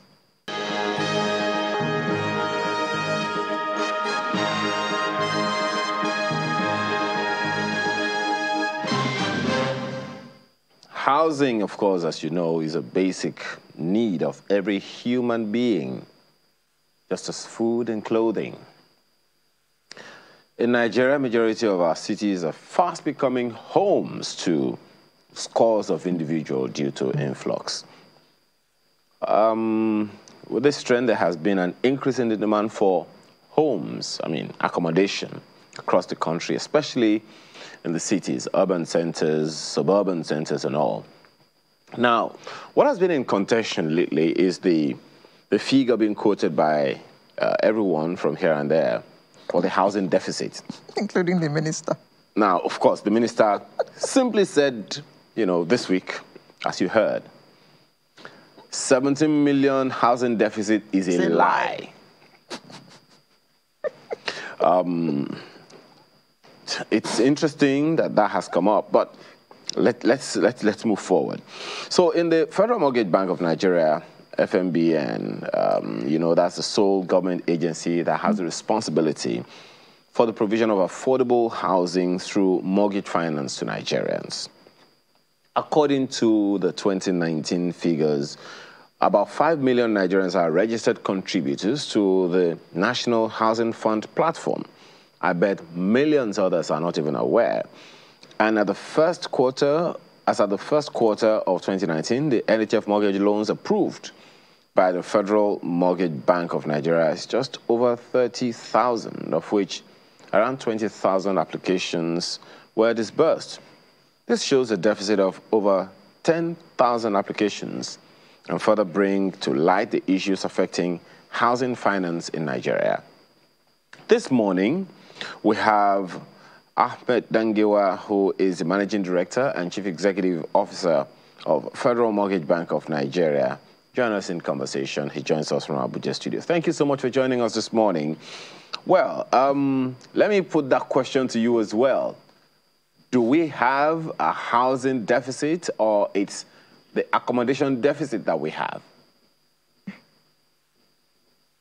Well, good morning, everyone. Quite well, the housing deficit that is being profiled all over has never existed because nobody knows statistical evidence to show that there is that housing deficit of those figures they are taken around. But as far as we know quite well, Nigeria, there is housing needs, there is housing deficit, but not to that figure that we are saying. And if you look at it, as the Honourable Minister has always been saying, that if you go, there is no city in this country where there are no empty houses. There is no Nigerians who are working in these urban centers. They don't have their own additional houses in their own villages. So that means that the house in your village is not being used, and that house cannot be counted as a deficit. So these are the kind of things that we have to manage before you come and establish there is any housing deficit in the country. But so the issue of housing deficit, let's just say the jury is still out on that particular expression. But how do you explain the millions of Nigerians who sleep under the bridges in urban centers? Well, that one could be attributed to quite well lack of housing for them. But if you look at within those urban centers, if all the empty houses are given out as rent, they can accommodate all those living under the bridges, as you mentioned. So as much as possible, there are no maybe affordable housing to accommodate those low and middle income earners of Nigerians who need those houses. The houses, quite well, the empty houses that we are having are those that belongs to the high end, and the low high end, and those who cannot be, those who are not affordable to some few Nigerians who are the majority, I can say. So as far as we are concerned, or as far as we are talking now, the housing deficit, you'll find that is majorly in the urban centers and is majorly for the high-end houses, while the low and middle income earners are those battling with accommodation problems, and that is the deficit we are talking about. So you have described it adequately as affordable housing. That is what is missing. So how are we going to achieve that? In other climes, well, let me not just say other climes, in advanced countries, graduates leave school and they know that they can get a loan to either buy a house or build a house, and they have between 20 and 25 years to pay back that kind of mortgage. I'm not sure that those who take mortgages in Nigeria have that kind of, length of time to pay back those loans. Please tell us about the mortgage industry in this country. Well, the mortgage industry in Nigeria, as you quite well know, is that it's upcoming currently, because with the establishment of the National Housing Fund, which is saddled with the responsibility of collecting and managing, FMBN was given the responsibility of collecting and managing the fund. The Act states that every Nigerian earning 3,000 naira and above, as established in 1992, should contribute 2.5% of their income into the fund. the fund is a full of fund being managed by the Federal Mortgage Home of Nigeria. And it's said that all Nigerians, that means the formal and the informal, the private and the public sector, once you are earning an income, you are supposed to make that contribution. Through that contributions, loans are made available to Nigerians, affordable mortgages to Nigerians to access those kind of mortgages in order to do that. As you said in other climes, that is no better way to own home or for home ownership than mortgage, because it's a payment plan where you pay a portion of your monthly income over the years of service, over the years of your service. And that is the best way to do the mortgage. And in Nigeria, quite well, we have this mortgage under the Federal Mortgage Home of Nigeria that was given the sole ownership of collection and managing the fund. The FMBN, as you quite well know, that is the wholly owned federal government agency saddled with the housing finance. And that's through that collections, that's why these mortgages are given out. And FMBN has designed a lot of products and services for Nigerians to access, from the home renovation to the home ownership by purchasing a house to even the individual construction loan to which you access it and build incrementally by yourself. And to the cooperative societies who are from the informal sectors who are also coming on board to also get a loan, construction loan, to build houses for themselves and then create mortgages. We create mortgages for them, or even through the rent-to-own. So there are a lot of various products and services that are there for Nigerians to access mortgage in the Federal Mortgage Home of Nigeria under the NHF scheme. Over what periods are these loans given? The one scenario is that with Federal Mortgage Home of Nigeria, you'll find that the loans are given at single-digit interest rate, 6 to 7%, and those loans are different from if you go to commercial, you'll get it at 15 to almost 26% interest rate. And it's a long-term repayment, up to 30 years of payment, depending on the years of service remaining within your tenure. And which is different if you go to commercial, they can only give you up to 5 years of loan tenure. So with our loans, you'll find that you have up to 30 years to pay the loan once you access it. Mr. Dangiwa, you need to explain this a bit further. Let's say, for instance, I earn 300,000 naira per annum, and I have been, contributing towards my mortgage. At what stage, number one, do I qualify for a loan? Is there a cap on the amount that I'm allowed to take? And over what period am I going to pay it back? Well, once you are a contributor into the National Housing Fund, then you are entitled to access any of our products of loans. That's one. Secondly, that if I have made contributions for only 1 year, do I qualify for a mortgage? Well, you contribute for only 6 months. Once you make your contribution for 6 months, within 6 months contributions, you are qualified to access any of our mortgage up to a maximum from 1 million up to 15 million naira mortgages for all the products and services. Okay. Under that loan, you are to pay through repayment method of 30% of your monthly income is what needs to be deducted in order to repay the loan over the period of time you are to retire, up to a maximum of 30 years. If you are just starting work now, you are 30 years, then you have up to 30 years to go to pay the loan. If you are 40 years, then you have 20 years to go, depending on your occupation. If you are a teacher, it's up to 65 years retirement age. So that one has all been factored into that. And Nigerians can access these mortgages through any of the primary mortgage banks who will package your loans. If you want to buy a house, they package the loan and forward it to FMBN, and then we disburse the loan through the primary mortgage bank, and the primary mortgage bank pay on your behalf and commence collection once the keys are handed over to you. So these are the scenario. If you need a home renovation loan, the loan to renovate your house up to a maximum of 1 million naira is given to you over a period of 5 years. That's 60 months. And deductions of 30% of your monthly income is the one to be deducted and pay the loan.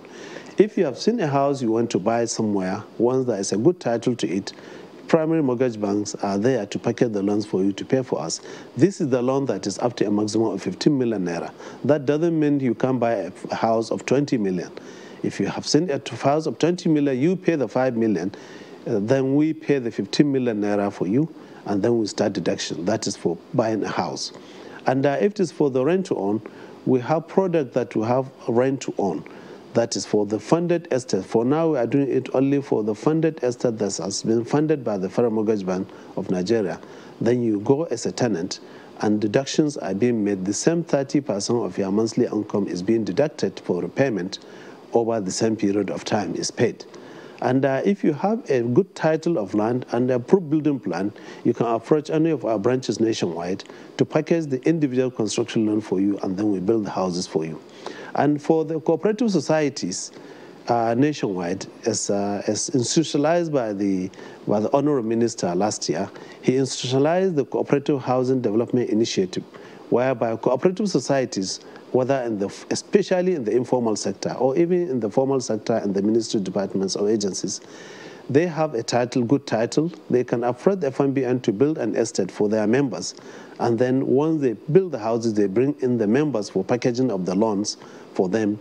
And then the cooperative society has paid its loan, and the loans are being transferred to the individual cooperators who have been keyed into the mortgage. So this is the demand side of it. And the supply side of it, we are all involved in both the demand and supply side of the housing finance. Well, Mr. Dangiwa, just to be clear, when you say 30% of income will be deducted to repay the loan, the question on my mind is, yes. So I'm earning 30,000 naira a month, 10% is 3,000, 9%, 30% is 9,000 naira, and I'm left with 21,000 naira for the rest of the month. Is that what what the scheme says? Yeah. What the scheme is saying, while you are being contributed into the National Housing Fund, once you contribute 2.5%, that's 1/40 of your income. That's what you should be contributing to qualify for the loan. 2.5%. And once you access any of our loans, 30% of your loan is being deducted to pay over that. In order for you to know your affordability, if you are earning, let's say, this 30,000, as you said, then 9 million, 30% of 30,000 is deducted. That is 9,000 naira. It's being deducted to the number of months for you to reach 60 years or to retire. That is their own affordability. Because once you accept the loan, that is the method of payment. 30% of your earnings, monthly earning, is being deducted to settle the loan.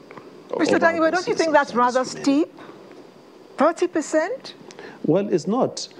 Yeah, 30%. The remaining 70% is left for you to cater for your needs and family needs. Some people, even once you access the loan, they are insisting because of affordability. Most people have low affordability. They are insisting we have to deduct up to 50% of their earnings. We said no. The Act said that 30% of your earnings is the one to be used to settle your loan, because the 70% should be enough at least to settle your own family, plus any other income that you are earning that is outside your own salary or your monthly income earning. Okay. Because that is the minimum you can be able to pay your loan.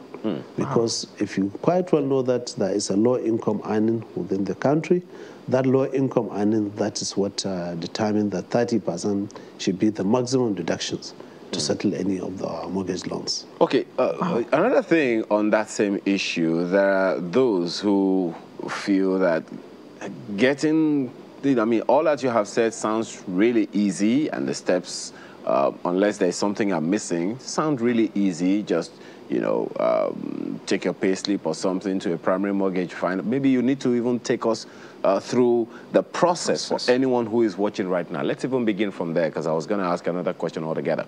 Can you take us through the process? Someone is fresh right now, wants to own a home, and the person wants to take advantage of this initiative you're talking about. What is the process? The process is that first and foremost, you have to find any of our branches nationwide and register as an NHF contributor, National Housing Fund contributor. Contribution is 2.5% of your income. So whatever it is, monthly, you have to be contributing 2.5% of your monthly income into the fund for the rest of the years of service you are having. Once you do that within the first 6 months of your contributions, you can approach any of our branches nationwide and approach them to access any of our mortgages. The first mortgage, I said, is that of to purchase a house. You have seen a house with a good title in an estate or anywhere individually, then you need to approach a primary mortgage bank and give them the offer. I have seen so-so house in so-so location with a good title. I need to access a mortgage loan through the NHF mortgage. The primary mortgage bank will now collect your pay slip and then profile you. Profiling in the same, check your affordability. 1/3 of your income times the number of months to retire. If you have 10 years to retire, you have 120 months to retire, times 1/3 of your income. That will determine whether you can afford that house you are having. If you have seen a house of so-so amount, they will check whether that amount can be able to do that. If the affordability cannot meet up with the house, with the cost of the house, then you have to pay the equity contribution. You have to pay the balance on the top. And once that is established, primary mortgage bank will now package the loan and forward with the documentation to FMBN. FMBN is the secondary mortgage. Then we collect it and then assess it and then pay the money to the primary mortgage bank on your behalf. Primary mortgage bank will pay the house and then collect the keys and hand over the keys to you. And then we'll start deduction 30% of your monthly income through the primary mortgage bank into the FMBN. The loan is at 6% payment. Whatever you collect, 6% of it, fixed amount will be deducted, it will be added to the repayment and then pay into the FMBN until you liquidate the loan over the period of time of your service. So that is the scenario of it. And until you liquidate the loan, then FMBN will now hand over the certificate of the house to primary mortgage bank and then hand over to you that you have liquidated your loan. And all liquidation of the loan has to be within the tenure of your years of service. Once you liquidate the loan and you are about to retire, that contributions you are doing will be refunded back to you as your own contributions into the fund, and you exited the fund, the National Housing Fund scheme. That's the scenario as far as I'm concerned about it. Okay. And for those who are on rent to own, as you quite well know, that we are on both sides, FMBN fund in the demand side and the supply side. Mm-hmm. The supply side is the aspect of construction finance to estate developers through cooperative housing development loan. If it is a cooperative society, that they either have a land tied with good title, or they are selected developer has a good title, they go into collaboration, design the estate affordable to their membership, and then forward that cooperative loan directly to FMBN. FMBN will now assess the mortgage, the construction finance, and then pay through the developer to build the estate for the cooperative society. Once that is built, the houses are standing. The cooperative society has paid its loan. Then they bring in the off-takers from their membership, whom he has already forwarded at the inception, for us to create mortgages to those members. This one could be directly through the primary mortgage bank, will be invited to create that mortgage, or you go into rent-to-own, which we are doing currently. The rent-to-own is another window whereby an individual get into our houses as a tenant and start paying the loan over the years. Start paying the same 30% you are supposed to pay with the PMB, primary mortgage bank. You start paying this 30% of the loan until you liquidate the mortgage. So this is the scenario. We have two aspects of it. We have the demand side and the supply side. That's through the primary mortgage bank or through the cooperative societies. Okay, so Mr. Dangewa, I have taken a mortgage and I'm paying 30% of my salary, my monthly salary already. So what happens to the 2.5 that I'm supposed to pay into the fund? Is that still running as well? Yeah, that one has to be continuously running. Oh, you have to continuously run because 2.5% is a very meager amount. If you look at if you're earning 40,000 per month, you are only to pay with us 40,000 per month. 2.5% of 40,000 is 1,000 naira. If you're earning 80,000, it's 2,000. If you're earning 120, it's 3,000. That is what we mean by 2.5%. So that one, you continuously paying it, whether you accept the loan or you don't accept the loan. The difference is that if you accept the loan, you'll continue paying the 2.5%, as well and as then continue paying 30% of your income into the fund to calculate your loan. Wow. At the end of your tenure, by then you have liquidated your loan, then you get back your refund also. If you didn't access any of the loan, you also get back your refund for the contributions you have made. Well, there is also that thorny issue of land tenure. Of course, we know very well that every land in Nigeria is vested in the hands of the governor. Is there any intervention on the part of the FMBN concerning that for those who want to be homeowners? Well, yeah, quite well. What we did through we realized that there was a time we wrote an MOU, or we signed an MOU with the labor centers, Nigerian Labor Congress, Trade Union Congress, and the Nigerian Employees Consultative Assembly, to provide national affordable housing delivery to Nigerian workers. In that MOU we signed, we sent letters to all the 36 state governors to give us a parcel of land within their own domain in order to build affordable houses for their own citizens who are contributors into the fund.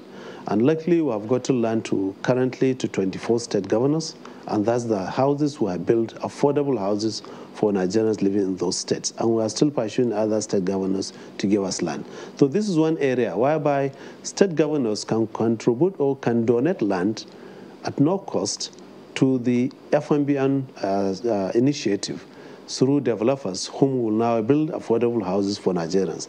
Because the cost of the land, if we are to purchase it, will add up to the cost of the selling houses of the houses. But if they are donated by state governors, at least the cost of land is eliminated and it becomes more affordable to their citizens. And secondly, we have been encouraged to meet with the Nigerian Governors Forum to urge them or to solicit from them to ensure there is easy access to land to Nigerians, especially when it comes to issuance of certificate of occupancy. It should be easy accessible, it should be cost effective, it should be cheaper for Nigerians to access easy access to land. Because we have a product whereby once you have a good title, you just make a design and get a building plan approval, and you get a loan to build houses, individual construction loan by yourself, and then over a period of time. And then at the same time, once you access mortgage, there is the issue of perfection and consent of the governor. There must be consent of the governor for any mortgage to materialize. There has to be perfection of those documents. And over the years, you will find that the consent of the governors has become tedious, has become very expensive. In most of the cases, you'll find that up to 10% some people earn.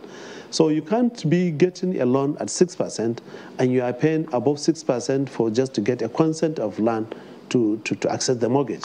So that's why we asked the state governors through the Nigerian Governors Forum, which I was privileged to meet them and then solicit for that support, to reduce any consent and any perfection of documents to a minimum of, let's say, 1% total, sum total of all this cost, in order for the citizens to have easy access to mortgages. Because mortgages cannot be perfect, cannot be established without consent of the governors, without perfection of these documents with the governors. So that's the efforts we are making, and we have done that to all the state governors, and we are still pursuing that. Though some governor has responded, to which we are now pursuing others to key into that strategy. When you were talking earlier, you said that a person who obtains a mortgage will pay 30% of their salary, and it's calculated up to the time when they retire. Suppose the person is in the private sector. What kind of arrangements are there for such a person? Well, those in the private sector are not out of this arrangement, because NHF is for all Nigerians, in the private, in the public, or even in the informal sector. So what is there is that for those who are working, we'll ask the employer maybe to deduct and pay into us. For those who are self-employed, we have to ensure that we make an arrangement that is very risk-free to ensure that we recover our loans from them. There has to be a standing payment instructions, because once you have an account, then we request you to give us standing payment instruction through your banks to deduct a so amount of money monthly and pay us as repayment of your loan. To deduct 2.5% of that amount also of the salary to pay as an NHF contribution.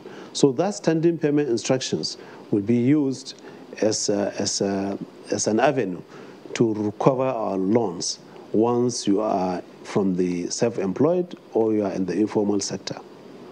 Well, Mr. Daniel, there is a concern among several people who use this service, who have tried to access the scheme.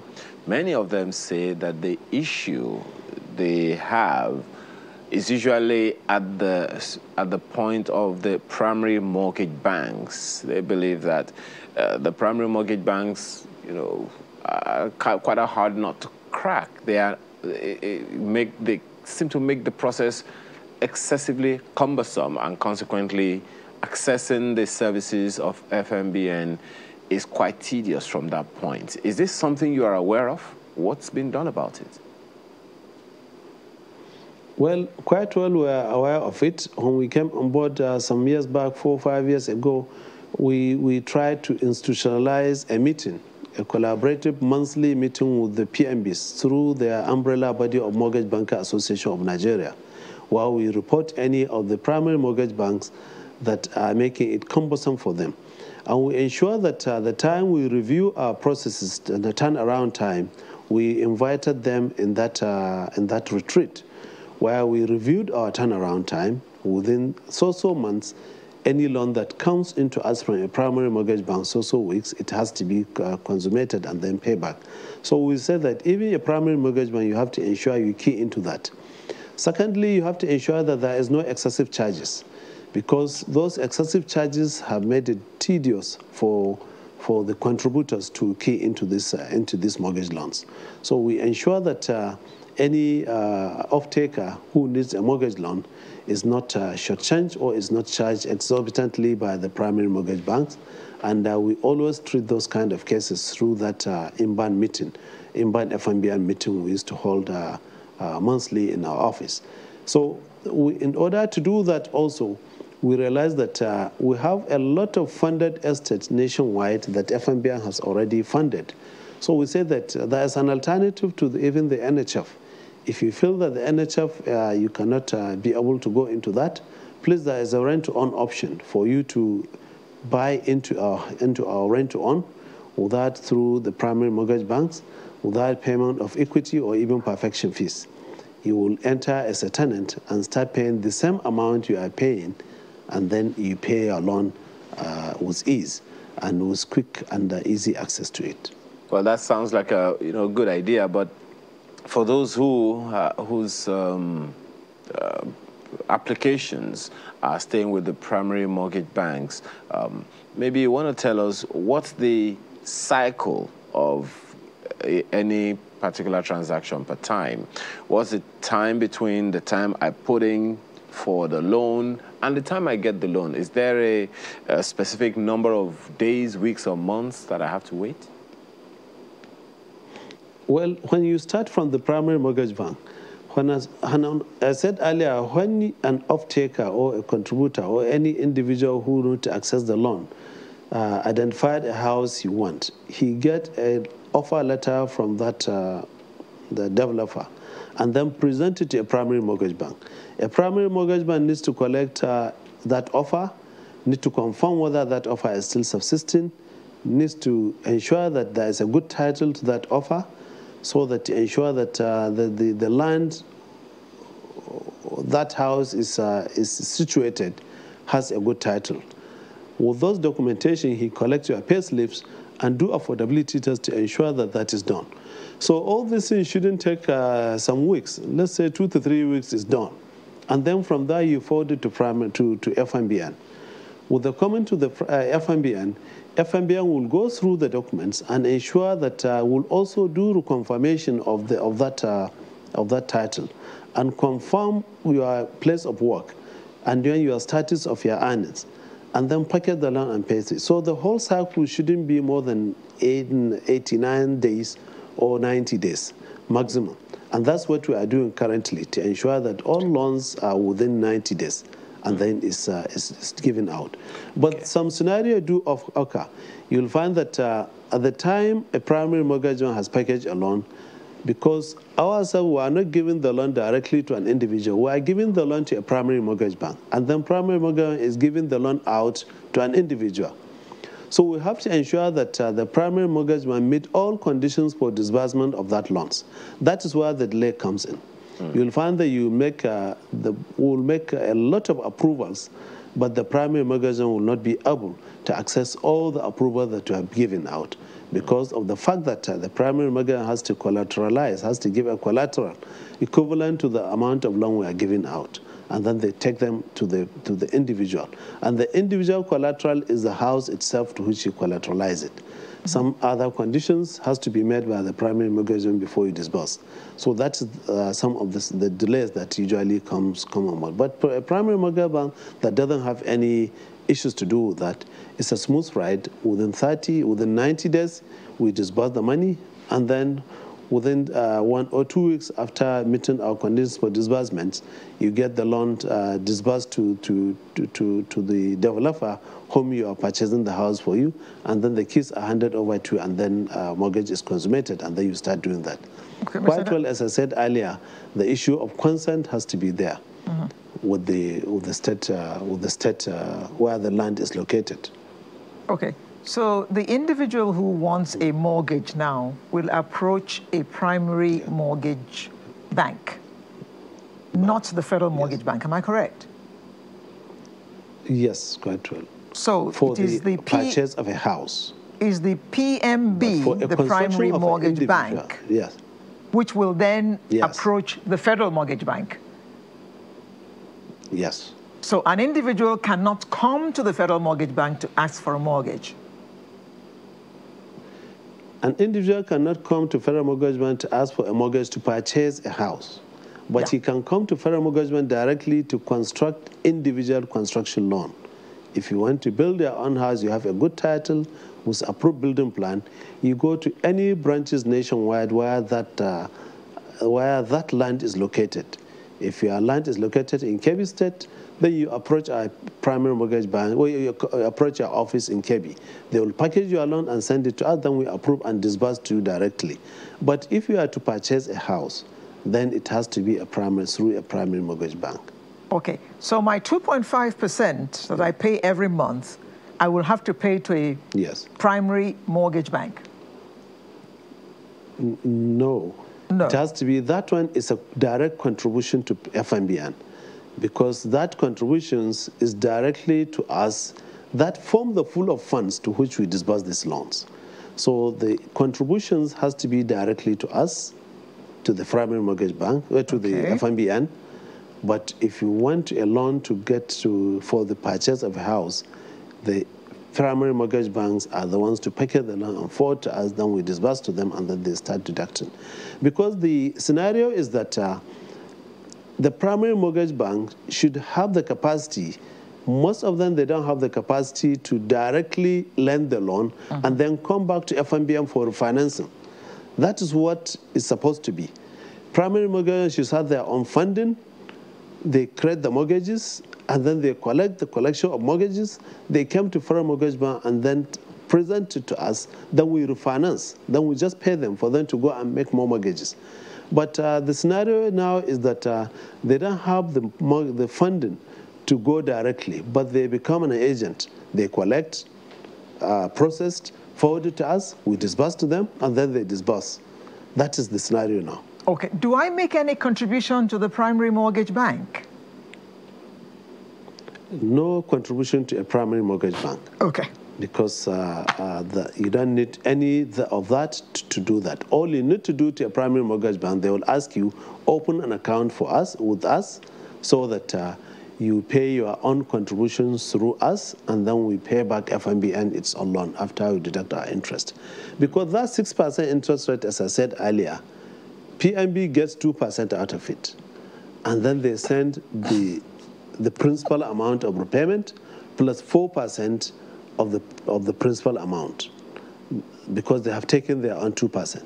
That 4%, we take 2% to run our activities, and then 2% is paid to a contributor who kept on contributing, and then when he retires, he gets his total contributions plus 2% interest. Interesting. When he retires. Just a very, very quick one that I wanted to ask you. You talked about excessive charges of the PMBs. What do you mean by that? Well, some PMBs, apart from the normal charges that we are supposed to do, they charge you administrative charge, they charge you cost of perfection, they charge you cost of consent, and all those charges are not, sometimes they just put a flat rate to it. And then you find that those flat rates are in excess of what they usually pay for that. So these are some of the excessive charges they do. Administrative charge shouldn't be more than at least 0.5% of that amount, so that that should be enough for administrative charges to charge. But some primary mortgage banks, they go to the extent of charging up to 5% or even 6% equivalent even to the loans. So we'll find that we are trying to create affordable mortgages, but it's no more affordable because of these excess charges from the primary mortgage banks and some excess charges even from the state governments through consent or perfection of documents. So, Mr. Dangwa, how are people protected from this kind of thing that you've talked about? You know, what's the reporting line? What's the process of reporting any such thing from any, a PMB to the FMBN, or who do people report to? Well, once you are into our mortgage, once you are an NHF contributor, you have the right to protection from us. We have to protect you.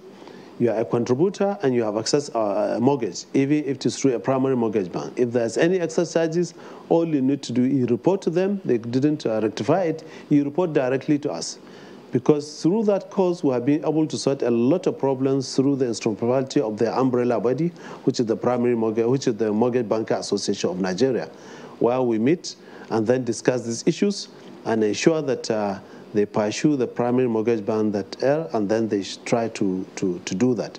There are instances where even we report a primary mortgage bank to CBN, where we disburse amount of money for a group of mortgages to disburse to those individuals. And within the stipulated time of disbursement, they refuse to disburse, they will go ahead and start trading with those monies.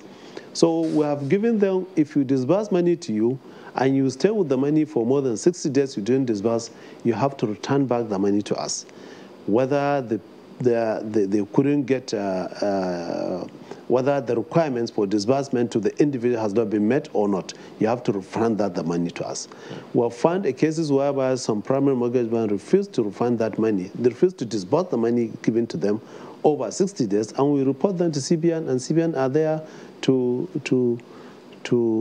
deduct from source those amount of money from those PMBs. Sorry, just very, very quickly, is this loan in any way affected by fluctuating, naira value? No, it's a fixed price and even a fixed sum. We sold a house for you today at 5 million naira. You pay over 30 years. So every year we divide that 5 million naira over 30 years. 30 times 12, that's 360 months. Okay. Then you pay that. Okay. You pay that into that. And then the interest rate at every amount you are paying that principal amount, you also pay 6% of that fixed amount, and then keep on paying until you could liquidate the loan. So at any point in time, you'll find that the houses are not affected by inflation or currency fluctuations. Well, we have to thank you very much for being a part of this. I just wonder if FMBN gives salaram to your faithful customers. Don't answer that one. Just want to thank you very much. Ahmed Dangiwa, Managing Director, CEO, Federal Mortgage Bank of Nigeria. Thank you very much for this insightful information you've given us. Thank you. So Sunrise returns in a moment. Please stay with us. Thank you for staying with us. If you were watching us at the beginning of the program, I did say that this was the time to talk about the ram. Somebody couldn't just wait. But for crying out loud, I mean, the ram is a small part. In fact, it's not even a significant part of the happenings at all. Oh, really? There's more religious meaning, there's more spiritual meaning to this festival than the ram. Because for us, it's just the eating of the ram. But to the guy who has slaughtered the ram, that slaughtering of the ram has great meaning. It's significant in itself. And that's what we're going to talk about this morning. This festival is actually called Eid al-Adha. That's the Arabic for it, even though we call it Eid al-Kabir. And it's the feast of the sacrifice. You remember that story in the Bible? It's the very same story, the story of Abraham and his son Isaac. But in Islam, he is called Ibrahim, and his son is called Isa. Ismail. Yes, where the good Lord asked him to sacrifice his only son. And just before he did it, it was just a test, the good Lord provided a ram. And the ram was what Ibrahim actually slaughtered. Now, let's examine all that with our guest, Imam Maruf Abdulaziz Onike, Chief Missioner, NASFAT. Good morning. Good morning, viewers at home. And thank you for joining Happy us. Eid al-Kabir in advance. Same to you, sir. We also have a friend of the house, Alatoye Folonsho Aziz, Mayor Ahmadiyya Muslim Jamaat, Nigeria. Good morning. Good morning. Thanks for having me. Thank you for joining us. Thanks. So, for us non-Muslims, we just look forward to the ram. But to you, there is greater significance to this sacrifice, because this is what we call, what in Yoruba is called the big Odun. That's right. So what is the significance of the big Odun? This is the big Muslim festival. Yeah. Thanks very much. It's actually one of the biggest things that if we are able to imbibe the lesson of sacrifice as we have it, it's going to be very helpful to us as an individual, as a country, and globally. And I'm very happy with the introduction you gave in terms of the significance not being the ram. The ram is just symbolic of something. The key issue behind it is actually to sacrifice your passion. And the first element of it is obedience to Almighty Allah. And the second element of it is respect to Almighty Allah. You obey a person that you respect. And a step, after that is actually humility. You have to be very humble before you respect somebody and then before you obey that person. And this humility is also not possible if you don't have what we call righteousness or God-fearing, which is godliness. So that's the root. So what the Eid al-Adha try to teach us is to actually obey Almighty Allah, is to respect the commandments of Almighty Allah. It's actually to remain very humble, not to carry on your own wishes, but the wishes of Allah. And then to be actually very righteous. And that's what we have at the end of it. And that is why Almighty Allah says, with respect to sacrifice, Allah accepts only the sacrifices of the righteous person, of persons who are godly, who are very mindful of the reason why they are doing that. The ram is only very symbolic of all these things that are put together. That word godly must be one of your favorite words, because you've used it quite copiously on this program before. Very right. Yes, very let me come to Imam. Alero began the other time by telling us, of course you cleared it before we went on air, the difference between Idul Adha and Idul Kabir, which many people know. So what really is the difference between Idul Kabir and Idul Adha? Thank you so much for having me on your program. Before talking about the difference between the two, I need to lay the foundation because there's atheism flying in the air and I have to reply to some questions being raised by atheists. Thank God my sister has been able to lay the foundation for this, and the story is almost the same, apart from the fact that it was Ismail that was about to be sacrificed, not Isaac, in Islamic worldview. The non-Muslims, the atheists, they're asking questions that what is wrong with religion? People like Christopher Hitchens, what is wrong with religion? What kind of a religion we have a father to kill his son? What kind of a father we want to go ahead with that? Why the ritual? We need to clear this thing before we go to the differences. Allah clearly says in the Holy Quran, and that particular statement is corroborated in the Bible. In Quran chapter 22, verse 37, we said, La ilaha illallah wa la dimauha, walakin yanalu taqwa minkum. Kul zakaraha Allah lakum, zakaraha lakum, zakabirullah ala ma adakum. Wabasiri lil muslimin said, neither the meat, the flesh, the blood reaches Allah. He doesn't need the meat, doesn't need the blood. Walakin yanaluhu taqwa minkum.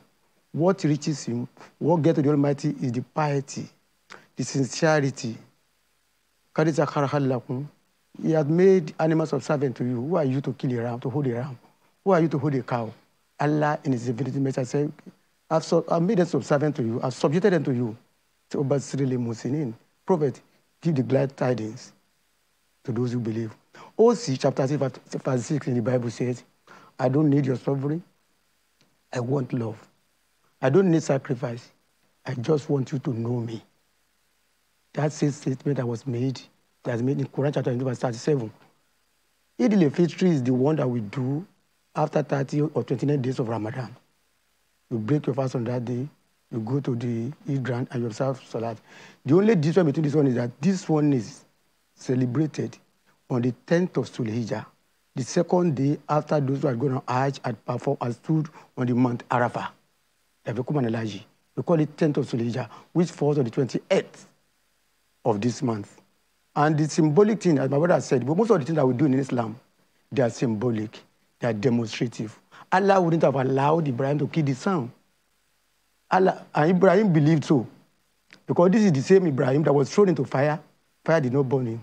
The same Ibrahim that asked Allah, Arini kefa to heal him out. Show me how you will resuscitate the dead. And Allah said, kill these 4 birds, put them on the mountain, and call them, they will come back to you.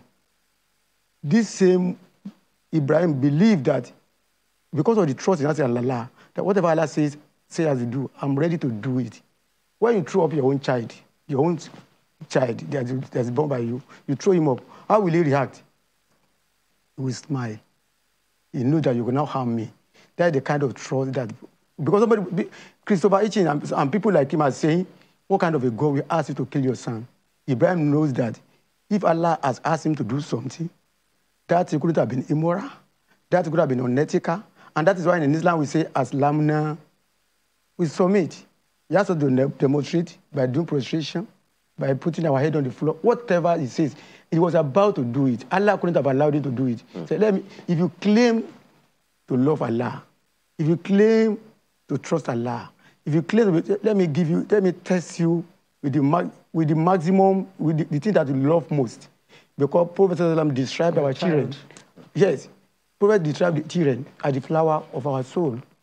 When he lost one of his children, and they were about to bury that daughter, tears were dropping from his eyes. He was saying, you, Prophet, you are crying too. He said, the grave cannot recognize my daughter. Even when he lost one of the children, 2 people rallied around him, they sat around him, and they were looking at him and said, console me. I'm a human being like you. The same child that Abraham could not get until it was about 1 or something years. And Allah said, go and kill it. And that will take me to the concept of dream. Because somebody may wake up one day and say, I've dreamed that dreams are divided into 2 and 3 in Islam. Sorry, Imam, we'll come to that. But I want to, latch on to something that you said about the essence of the season. I'm just wondering how significantly many faithful in whatever the religion is really take these things on board. Because if we have sacrifice as a personal principle, as individual principles, individual ethos, how much of a challenge will we have living together? And that is why intention is the most important thing in Islam. Actions are based on intention. If I'm rubbing my hand with water, and I'm rubbing my face with water, and I don't have intention of doing ablution, it will not be recorded for me as an ablution. If you are killing a ram without intention of trying to demonstrate the love that Prophet Ibrahim demonstrated, obedience is demonstrated, sincerity is demonstrated, you're just killing ram. It's like you have gone to Kara to kill a ram. So it's just a party. Just a party. And that is what is referred to in those 6 chapters. I don't need your sacrifice. I want love. I don't need your sovereign. I want you to know me. And the same thing is repeated in chapter 27. What you want is, if you are practicing this Islam, the way to be practiced, peaceful coexistence will not be a problem to you. Because Prophet lived, cohabited with non-Muslims. He even hosted them in his mosque. If you understand our religion, what is the objective of this religion? Jalib al-Masaleh, or Darhul Mafasid, promotion of benefit and removal of arms. Whatever symbolizes arms, whatever symbolizes wickedness, whatever symbolizes corruption, whatever symbolizes cruelty, even if you are quoting Quran to justify it, you are on your own.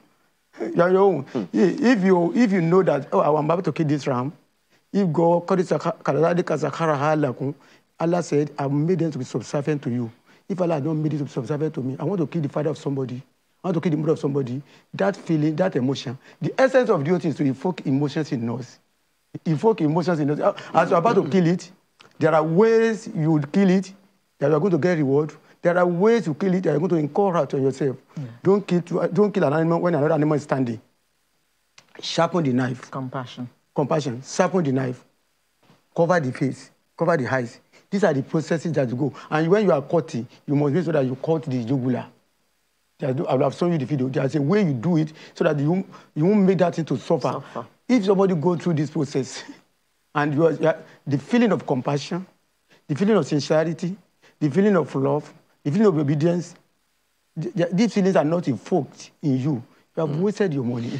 No, Imam still hasn't answered your first question. Okay. About Eid al-Kabir and Eid al-Adha. I said this one, the symbolic about this one is that it is observed on the 10th of Zulhijjah. I'm talking about the name, the Kabir Adha. Yeah, we gave it name. We are giving it big and small. There's no small festival. Same thing. There's no small festival. The only thing is that there are unique features. This one we kill ram. The other we don't kill ram. This one, you may not eat before you go to eat. But this one, you must eat. The Eid al-Fitr, you must eat before you go to eat. That's Fitr. Eid Fitr. The Eid al-Fitr. Kabir. Eid al-Fitr. Which one is Kabir? This one, you call it Kabir. Eid al-Adha, you call it big one. We don't attach. We don't give them size. The Eid al-Adha, the Eid, the festival of sacrifice. Okay. We say Oduke Kirodunla. There's nothing Oduke. There's nothing Odunla. Odu is Odu. Odu is Odu. Let me come to you, sir. Some of the things, and I have heard you before. I've listened to you before. We've spoken about this before. Thanks. The concern for a good number of people would be if all that Imam has said are the tenets, the expectations, how come we still have the kind of challenges we have in societies? I'm not even talking about nation now, because societies are clusters in a nation. How come in societies all over the place, be it in Nigeria, even outside Nigeria, we still have a situation where these core tenets of compassion, of sacrifice, of sympathy are not as replete, as strongly as this season, expects it to be. And we have done this over the years. Okay, thanks very much again. You said last time when I came, I did laid emphasis on one word, which is the root of every other thing. There used to be a proverb: you are looking at a cripple, he's carrying on a load, and and he's walking like this. And so, oh, your load is bent. He said, oh, you are looking up. Look at the root of it. What is the root of all these things? I try to trace back the essence of sacrifice. It's a ladder. before you get to sacrificing and God accepting it, there are certain traits you need to have. And it's common to all of us, just as he had said. It's common to all of us. The first thing you want to sacrifice to Almighty Allah, which is this ram, the lesson is that you need to sacrifice your passion. And that's it. Before you can do that, and then you can obey Almighty Allah, just as Asrat Ibrahim obeyed Almighty Allah. Definitely, he has respect for Almighty Allah. And then again, before you can have respect, you must be humble. And before you can be humble, again, you come back to being very, very godly. You are a godly person. What that means is that you are ready to do what Allah asks us to do, and then leave what he has not asked us to do. We talk about the dream, to slaughter Asrat Ishmael, and he obeyed. Now, the confusion, what you are looking at is that Allah has given us commandments that we need to obey. Don't lie. Don't steal. Don't kill. Don't kill. These are the commandments of Almighty Allah. In fact, there are 6 of societal order. You ask about, why are we having societal order? There are 6 rules of a peaceful society in Surah Al-Nahl, chapter 16 of the Holy Quran, verse 91.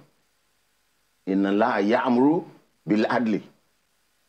God commands you to be just. Wal ihsan, and to do goodness. Wa ita izil kurba, and to give people their rights. Your kinsmen, your kindred. Give everybody their rights. These are the 3 positive commands which we have to uphold. Wa yanha anil fahsha'i wal munkari wal baghi.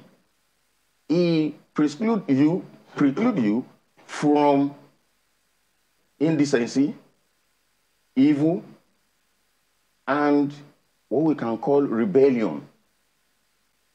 Look at all these 6 things. These are the pillar of an excellent society. Justice. You cannot be just if you are not godly.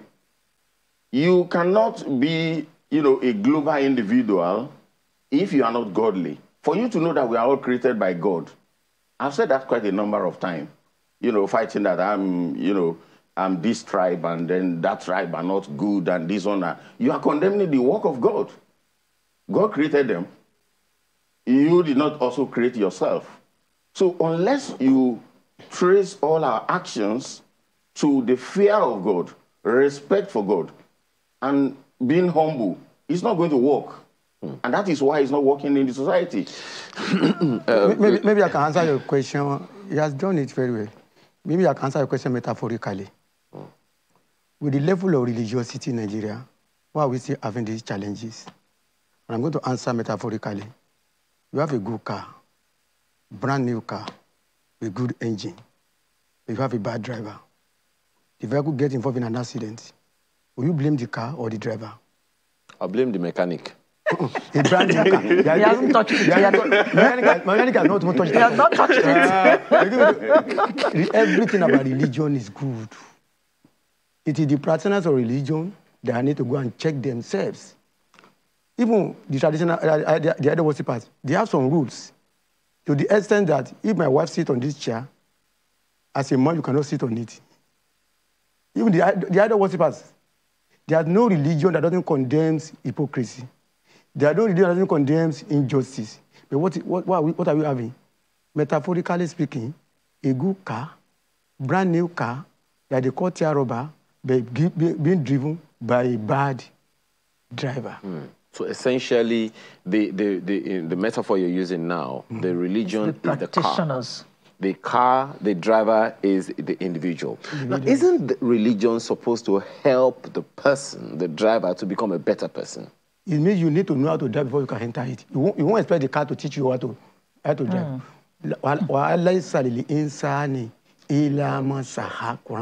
He said, nobody can get anything except what you strive for. No, you can't get it except what you need to make effort. It's like you wanting to write an exam. You have not read for the exam, and you want to have a first class. Let me ask you this, Imam. You wanted to talk about dream the other time. And let's try to bring I don't know how many centuries ago Ibrahim and Ismail had that conversation. Let's try to replicate it here. Someone sleeps in contemporary Nigeria, maybe in Abuja, and had a dream, and God tells him to go and sacrifice his son. That's the same question that Christopher Hitchens asked. And that was what I'm trying to... No, I'm trying to... I've got you. To try to replicate it. If one would have that kind of experience with God, with his creator, do you think it will be significant today? That is why you need to know you understand some of the concepts from the Islamic perspective. Dreams are divided into three in Islam.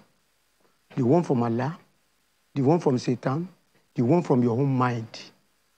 The one from Allah, those are the ones that are usually dreamed by the prophet. Their dreams are revelation. The one from Satan can frighten you. How do you then know which is which? I'm coming. Let me land. The third one is the kind of thought you have before you sleep. If you put on an agbada before you sleep, definitely you would dream of driving an Okada. A motorcycle. If you drink Gary before you sleep, definitely you will dream of getting drunk. Number, when you have a good dream, there are 4 things you do. Don't say it to anybody. When you have a good dream, say it to your loved one. When you have a bad dream, don't say it to anybody. And you spit onto the left-hand side because Satan always want to frighten you. How many people have been told that those behind their misfortunes are their mothers? Yes. It is Satan doing the work. That is why a Muslim needs to know the 3 types of dream. And when you wake up, it's a bad dream, don't tell anybody. You stand up, there are things you do. You call it Ayatul Kursiyu, Berabi Falaki, Berabi Nas. You recite it, and you do like this. That thing will not come to pass. We tell them in Nasrul Alifat, in Nasfat. If anybody comes to you and says, I've seen a vision, you're going to have an accident, quickly return it. I saw the same vision with you. I dreamt that you have an accident too. Because that thing, if you allow them to be seeing visions for you, to be dreaming about you, then when you immediately you stand up, and that's why this religion is very deep in terms of education.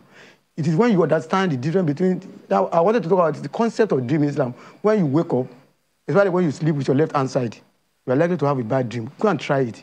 When you are frightened your dream, when you wake up, don't tell anybody it's a bad dream, and it will not come to pass. But if you tell anybody, I'm talking from the scripture, because this religion is a way of life. There's not that it's not discussed. If you claim to have dreamt, like Ibrahim dreamt, that you have killed your son, you need to differentiate. You need to know. You can even go to a scholar. I have this dream. If it's a good dream, tell it to others. It's a bad dream. Say, I want to be regime. I seek refuge from Allah against our Satan. If it is something that Allah wants to come to pass, it will come to pass. You can easily differentiate in Islam. And that's why we don't have Christians here. We don't have those who give prophecies. But immediately you come with a prophecy, we tell you, where did you see that one from? Show me your heart, give me the evidence. If you can't see somebody see visions in it. The one you spoke about, I'm sure the guy who dreamt this kind of dream in Abuja will wake up and say, it's only a dream. Because I mean, it won't tell you everybody has a it's dream only a now, dream. which is commandment from Allah to each and every one of us. Everything that happens to us on a daily basis. But we can't know that it's from him. What I'm saying is that, we have things that Allah has given us to do. The principles remain the same. The principles, which is obedience to Allah, remains the same. And the principle of obedience to do good remains the same. Just as he said. Whatever you strive for in goodness is what you are going to get. So in terms of goodness that you need to do. So as we have it now, there are a lot of evils that people are thinking. If they are able to control their passion to do that evil, then it means they are obeying Almighty Allah in the recent days. So if they go ahead to do that evil, it means they are disobedient to Almighty Allah. What Allah has asked them to do is not what they are doing. That is the application of that. It will be, wrong to say, it's only about ram, just as we started the other time. No, it's about passion. For somebody now that Allah has said, okay, you are supposed to do something good, but your mind is telling you do something differently. That is the kind of instruction that was given in the earlier days, that we need to know now. Allah has put the resources of people in care of some leaders, and they are using maybe law in one way or the other to manipulate and get it to themselves. They have failed. Because that's not an act of goodness. Let me ask you this. When you talk about leaders now, Ibrahim was a leader. Correct. And he got that instruction. Message, very clear. Straight from his creator. That's right. Go and do something. That's right. Supposing it's one leader, either at the federal level or at the state level in Nigeria, that has that kind of inspiration or dream or instruction from his creator, do you see him carrying it out? That is what they are not doing even right now. Because everybody, the Holy Prophet Muhammad Sallallahu Alaihi Wasallam had said it. Every leader is going to be held accountable. And everybody that is appointed to lead in an area is a leader. And is going to be held accountable. For instance, Allah has instructed leaders to take care of the subjects. For example, we saw from the Holy Prophet Muhammad Sallallahu Alaihi Wasallam the way he related with people. He did mention it in his mosque. Christian came there and then they worship. No quarrel, no fight. Talk less of killing. No. Once you remain very peaceful, there is no challenges. Right now, Almighty Allah has given instruction to the leaders to take care of the led. But that's not what we're having. So it means they are not obeying Almighty Allah. That is the context within which we have to look at it. For instance, I mean, he's a leader, I'm a leader of the Jamaat. I'm working, for the Jamaat. But I know when I look at our economic situation generally, we're not being paid for it. And I will say that a leader in Nigeria, for example, you say you are getting fantastic pay, in which the country is not running well. How should that work? If I were you, I would suggest that everybody should work for the country and sacrifice without any salary, no allowances. Based on our situation, I mentioned it last time, the revenue, both oil and non-oil we are expecting, is 3.5 trillion. And the interest alone is 3.3 trillion. About 94% is already gone. So we don't have any resources to even run the country. So if I'm a leader, I would say, please, don't let us take any payment from these resources, because we still have to take care of the whole masses. Although it is even wrong of us, we haven't thought very well. We haven't applied even our intelligence in going for loan, interest loan, to the extent that we are putting the resources of the whole masses on interest, which Almighty Allah condemns, and the Holy Prophet Muhammad Sallallahu Alaihi Wasallam also condemns it. So leaders are now plunging us into war. Is this unknown to the leaders? Because I mean, I have the honest belief that it is known to them, but they are disobedient. That's all. Let me answer. There are two questions that I want to answer. I want to corroborate what you have said. You said, do I know that I have a good dream or a bad dream? This is a religion that is about everything that you do in your life. Before you sleep, there are prayers you do. There are a posture in which you sleep. In Islam, everything we do is prescribed in the scripture. Even up to the point of wanting to wear your shoes. That is how detailed this religion is. After you have done all the prayers that Prophet says you do before you sleep, and you sleep on the right-hand side, you know that, okay, it's not just an ordinary dream. You will take it serious because you have played your own part. Now, your second question, that if a leader to have this kind of dream now, would they do it? When Ibrahim dreamt, what did he do? Quran chapter 37, verse 102. فَلَمَا بَلَغَ مَعَهُ سَعْيًا قَالَ يَا بُنَيَّ إِنِّي أَرَىٰ فِي الْمَنَامِ أَنِّي أَذْبَحُكَ فَانظُرْ مَاذَا تَرَىٰ قَالَ يَا أَبَتِ افْعَلْ مَا تُؤْمَرُ سَتَجِدُنِي إِن شَاءَ اللَّهُ مِنَ الصَّابِرِينَ. Quran 37, 102. After dreaming, he went to the sun. He said, إِنِّي أَرَىٰ فِي الْمَنَامِ, I saw in my dream that أَنِّي أَذْبَحُكَ, I'm slaughtering you. فَانظُرْ مَاذَا تَرَىٰ, come and see what I've seen, my son. That is teaching us consultation. He didn't just wake up one day and say, I've dreamt, my son, Let me go and slaughter you. I'm trying to imagine. I'm trying to picture it now. I dream and I wake up and tell my son. I'm coming. Let me. He doesn't disappear. Let me land. It will not disappear because there are two things we learn there. First one, consultation. Number two, Ibrahim wanted to confirm whether his prayer for good son was answered by Allah. In 37:100, he said, Obi Abulimin and Solin, oh Allah, grant me a righteous son. Because he has got a righteous son, the answer that the boy gives is that if Alima Tumaru, you are not known for flippancy. Do whatever you have been commanded to do. As God wishes. Because he has prayed for a righteous son. I wanted to confirm, that is confirmed in 37:100, when he was praying for son, for a child. And that is the kind of lesson that we learn from that. When you are praying for a child, be specific. Now say, let me talk to this son, my son, that I've dreamed that some people will run away, but this one knows that, I trust my father. He said, I trust my, and that is why I thank Nigerian. Run away is a small word, though. Let me tell you, I thank the Nigerian Broadcasting Commission for yanking off an advert. There was an advert about 3-4 years ago. One small boy was on top of the roof. The father was asking him to jump down. The boy was saying, I don't want to jump down, I don't want to jump down.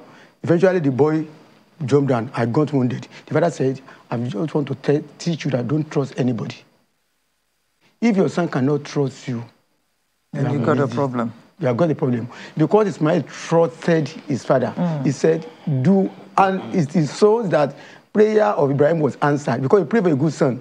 He said, do whatever your God has commanded you to do. You will find me among those who are patient.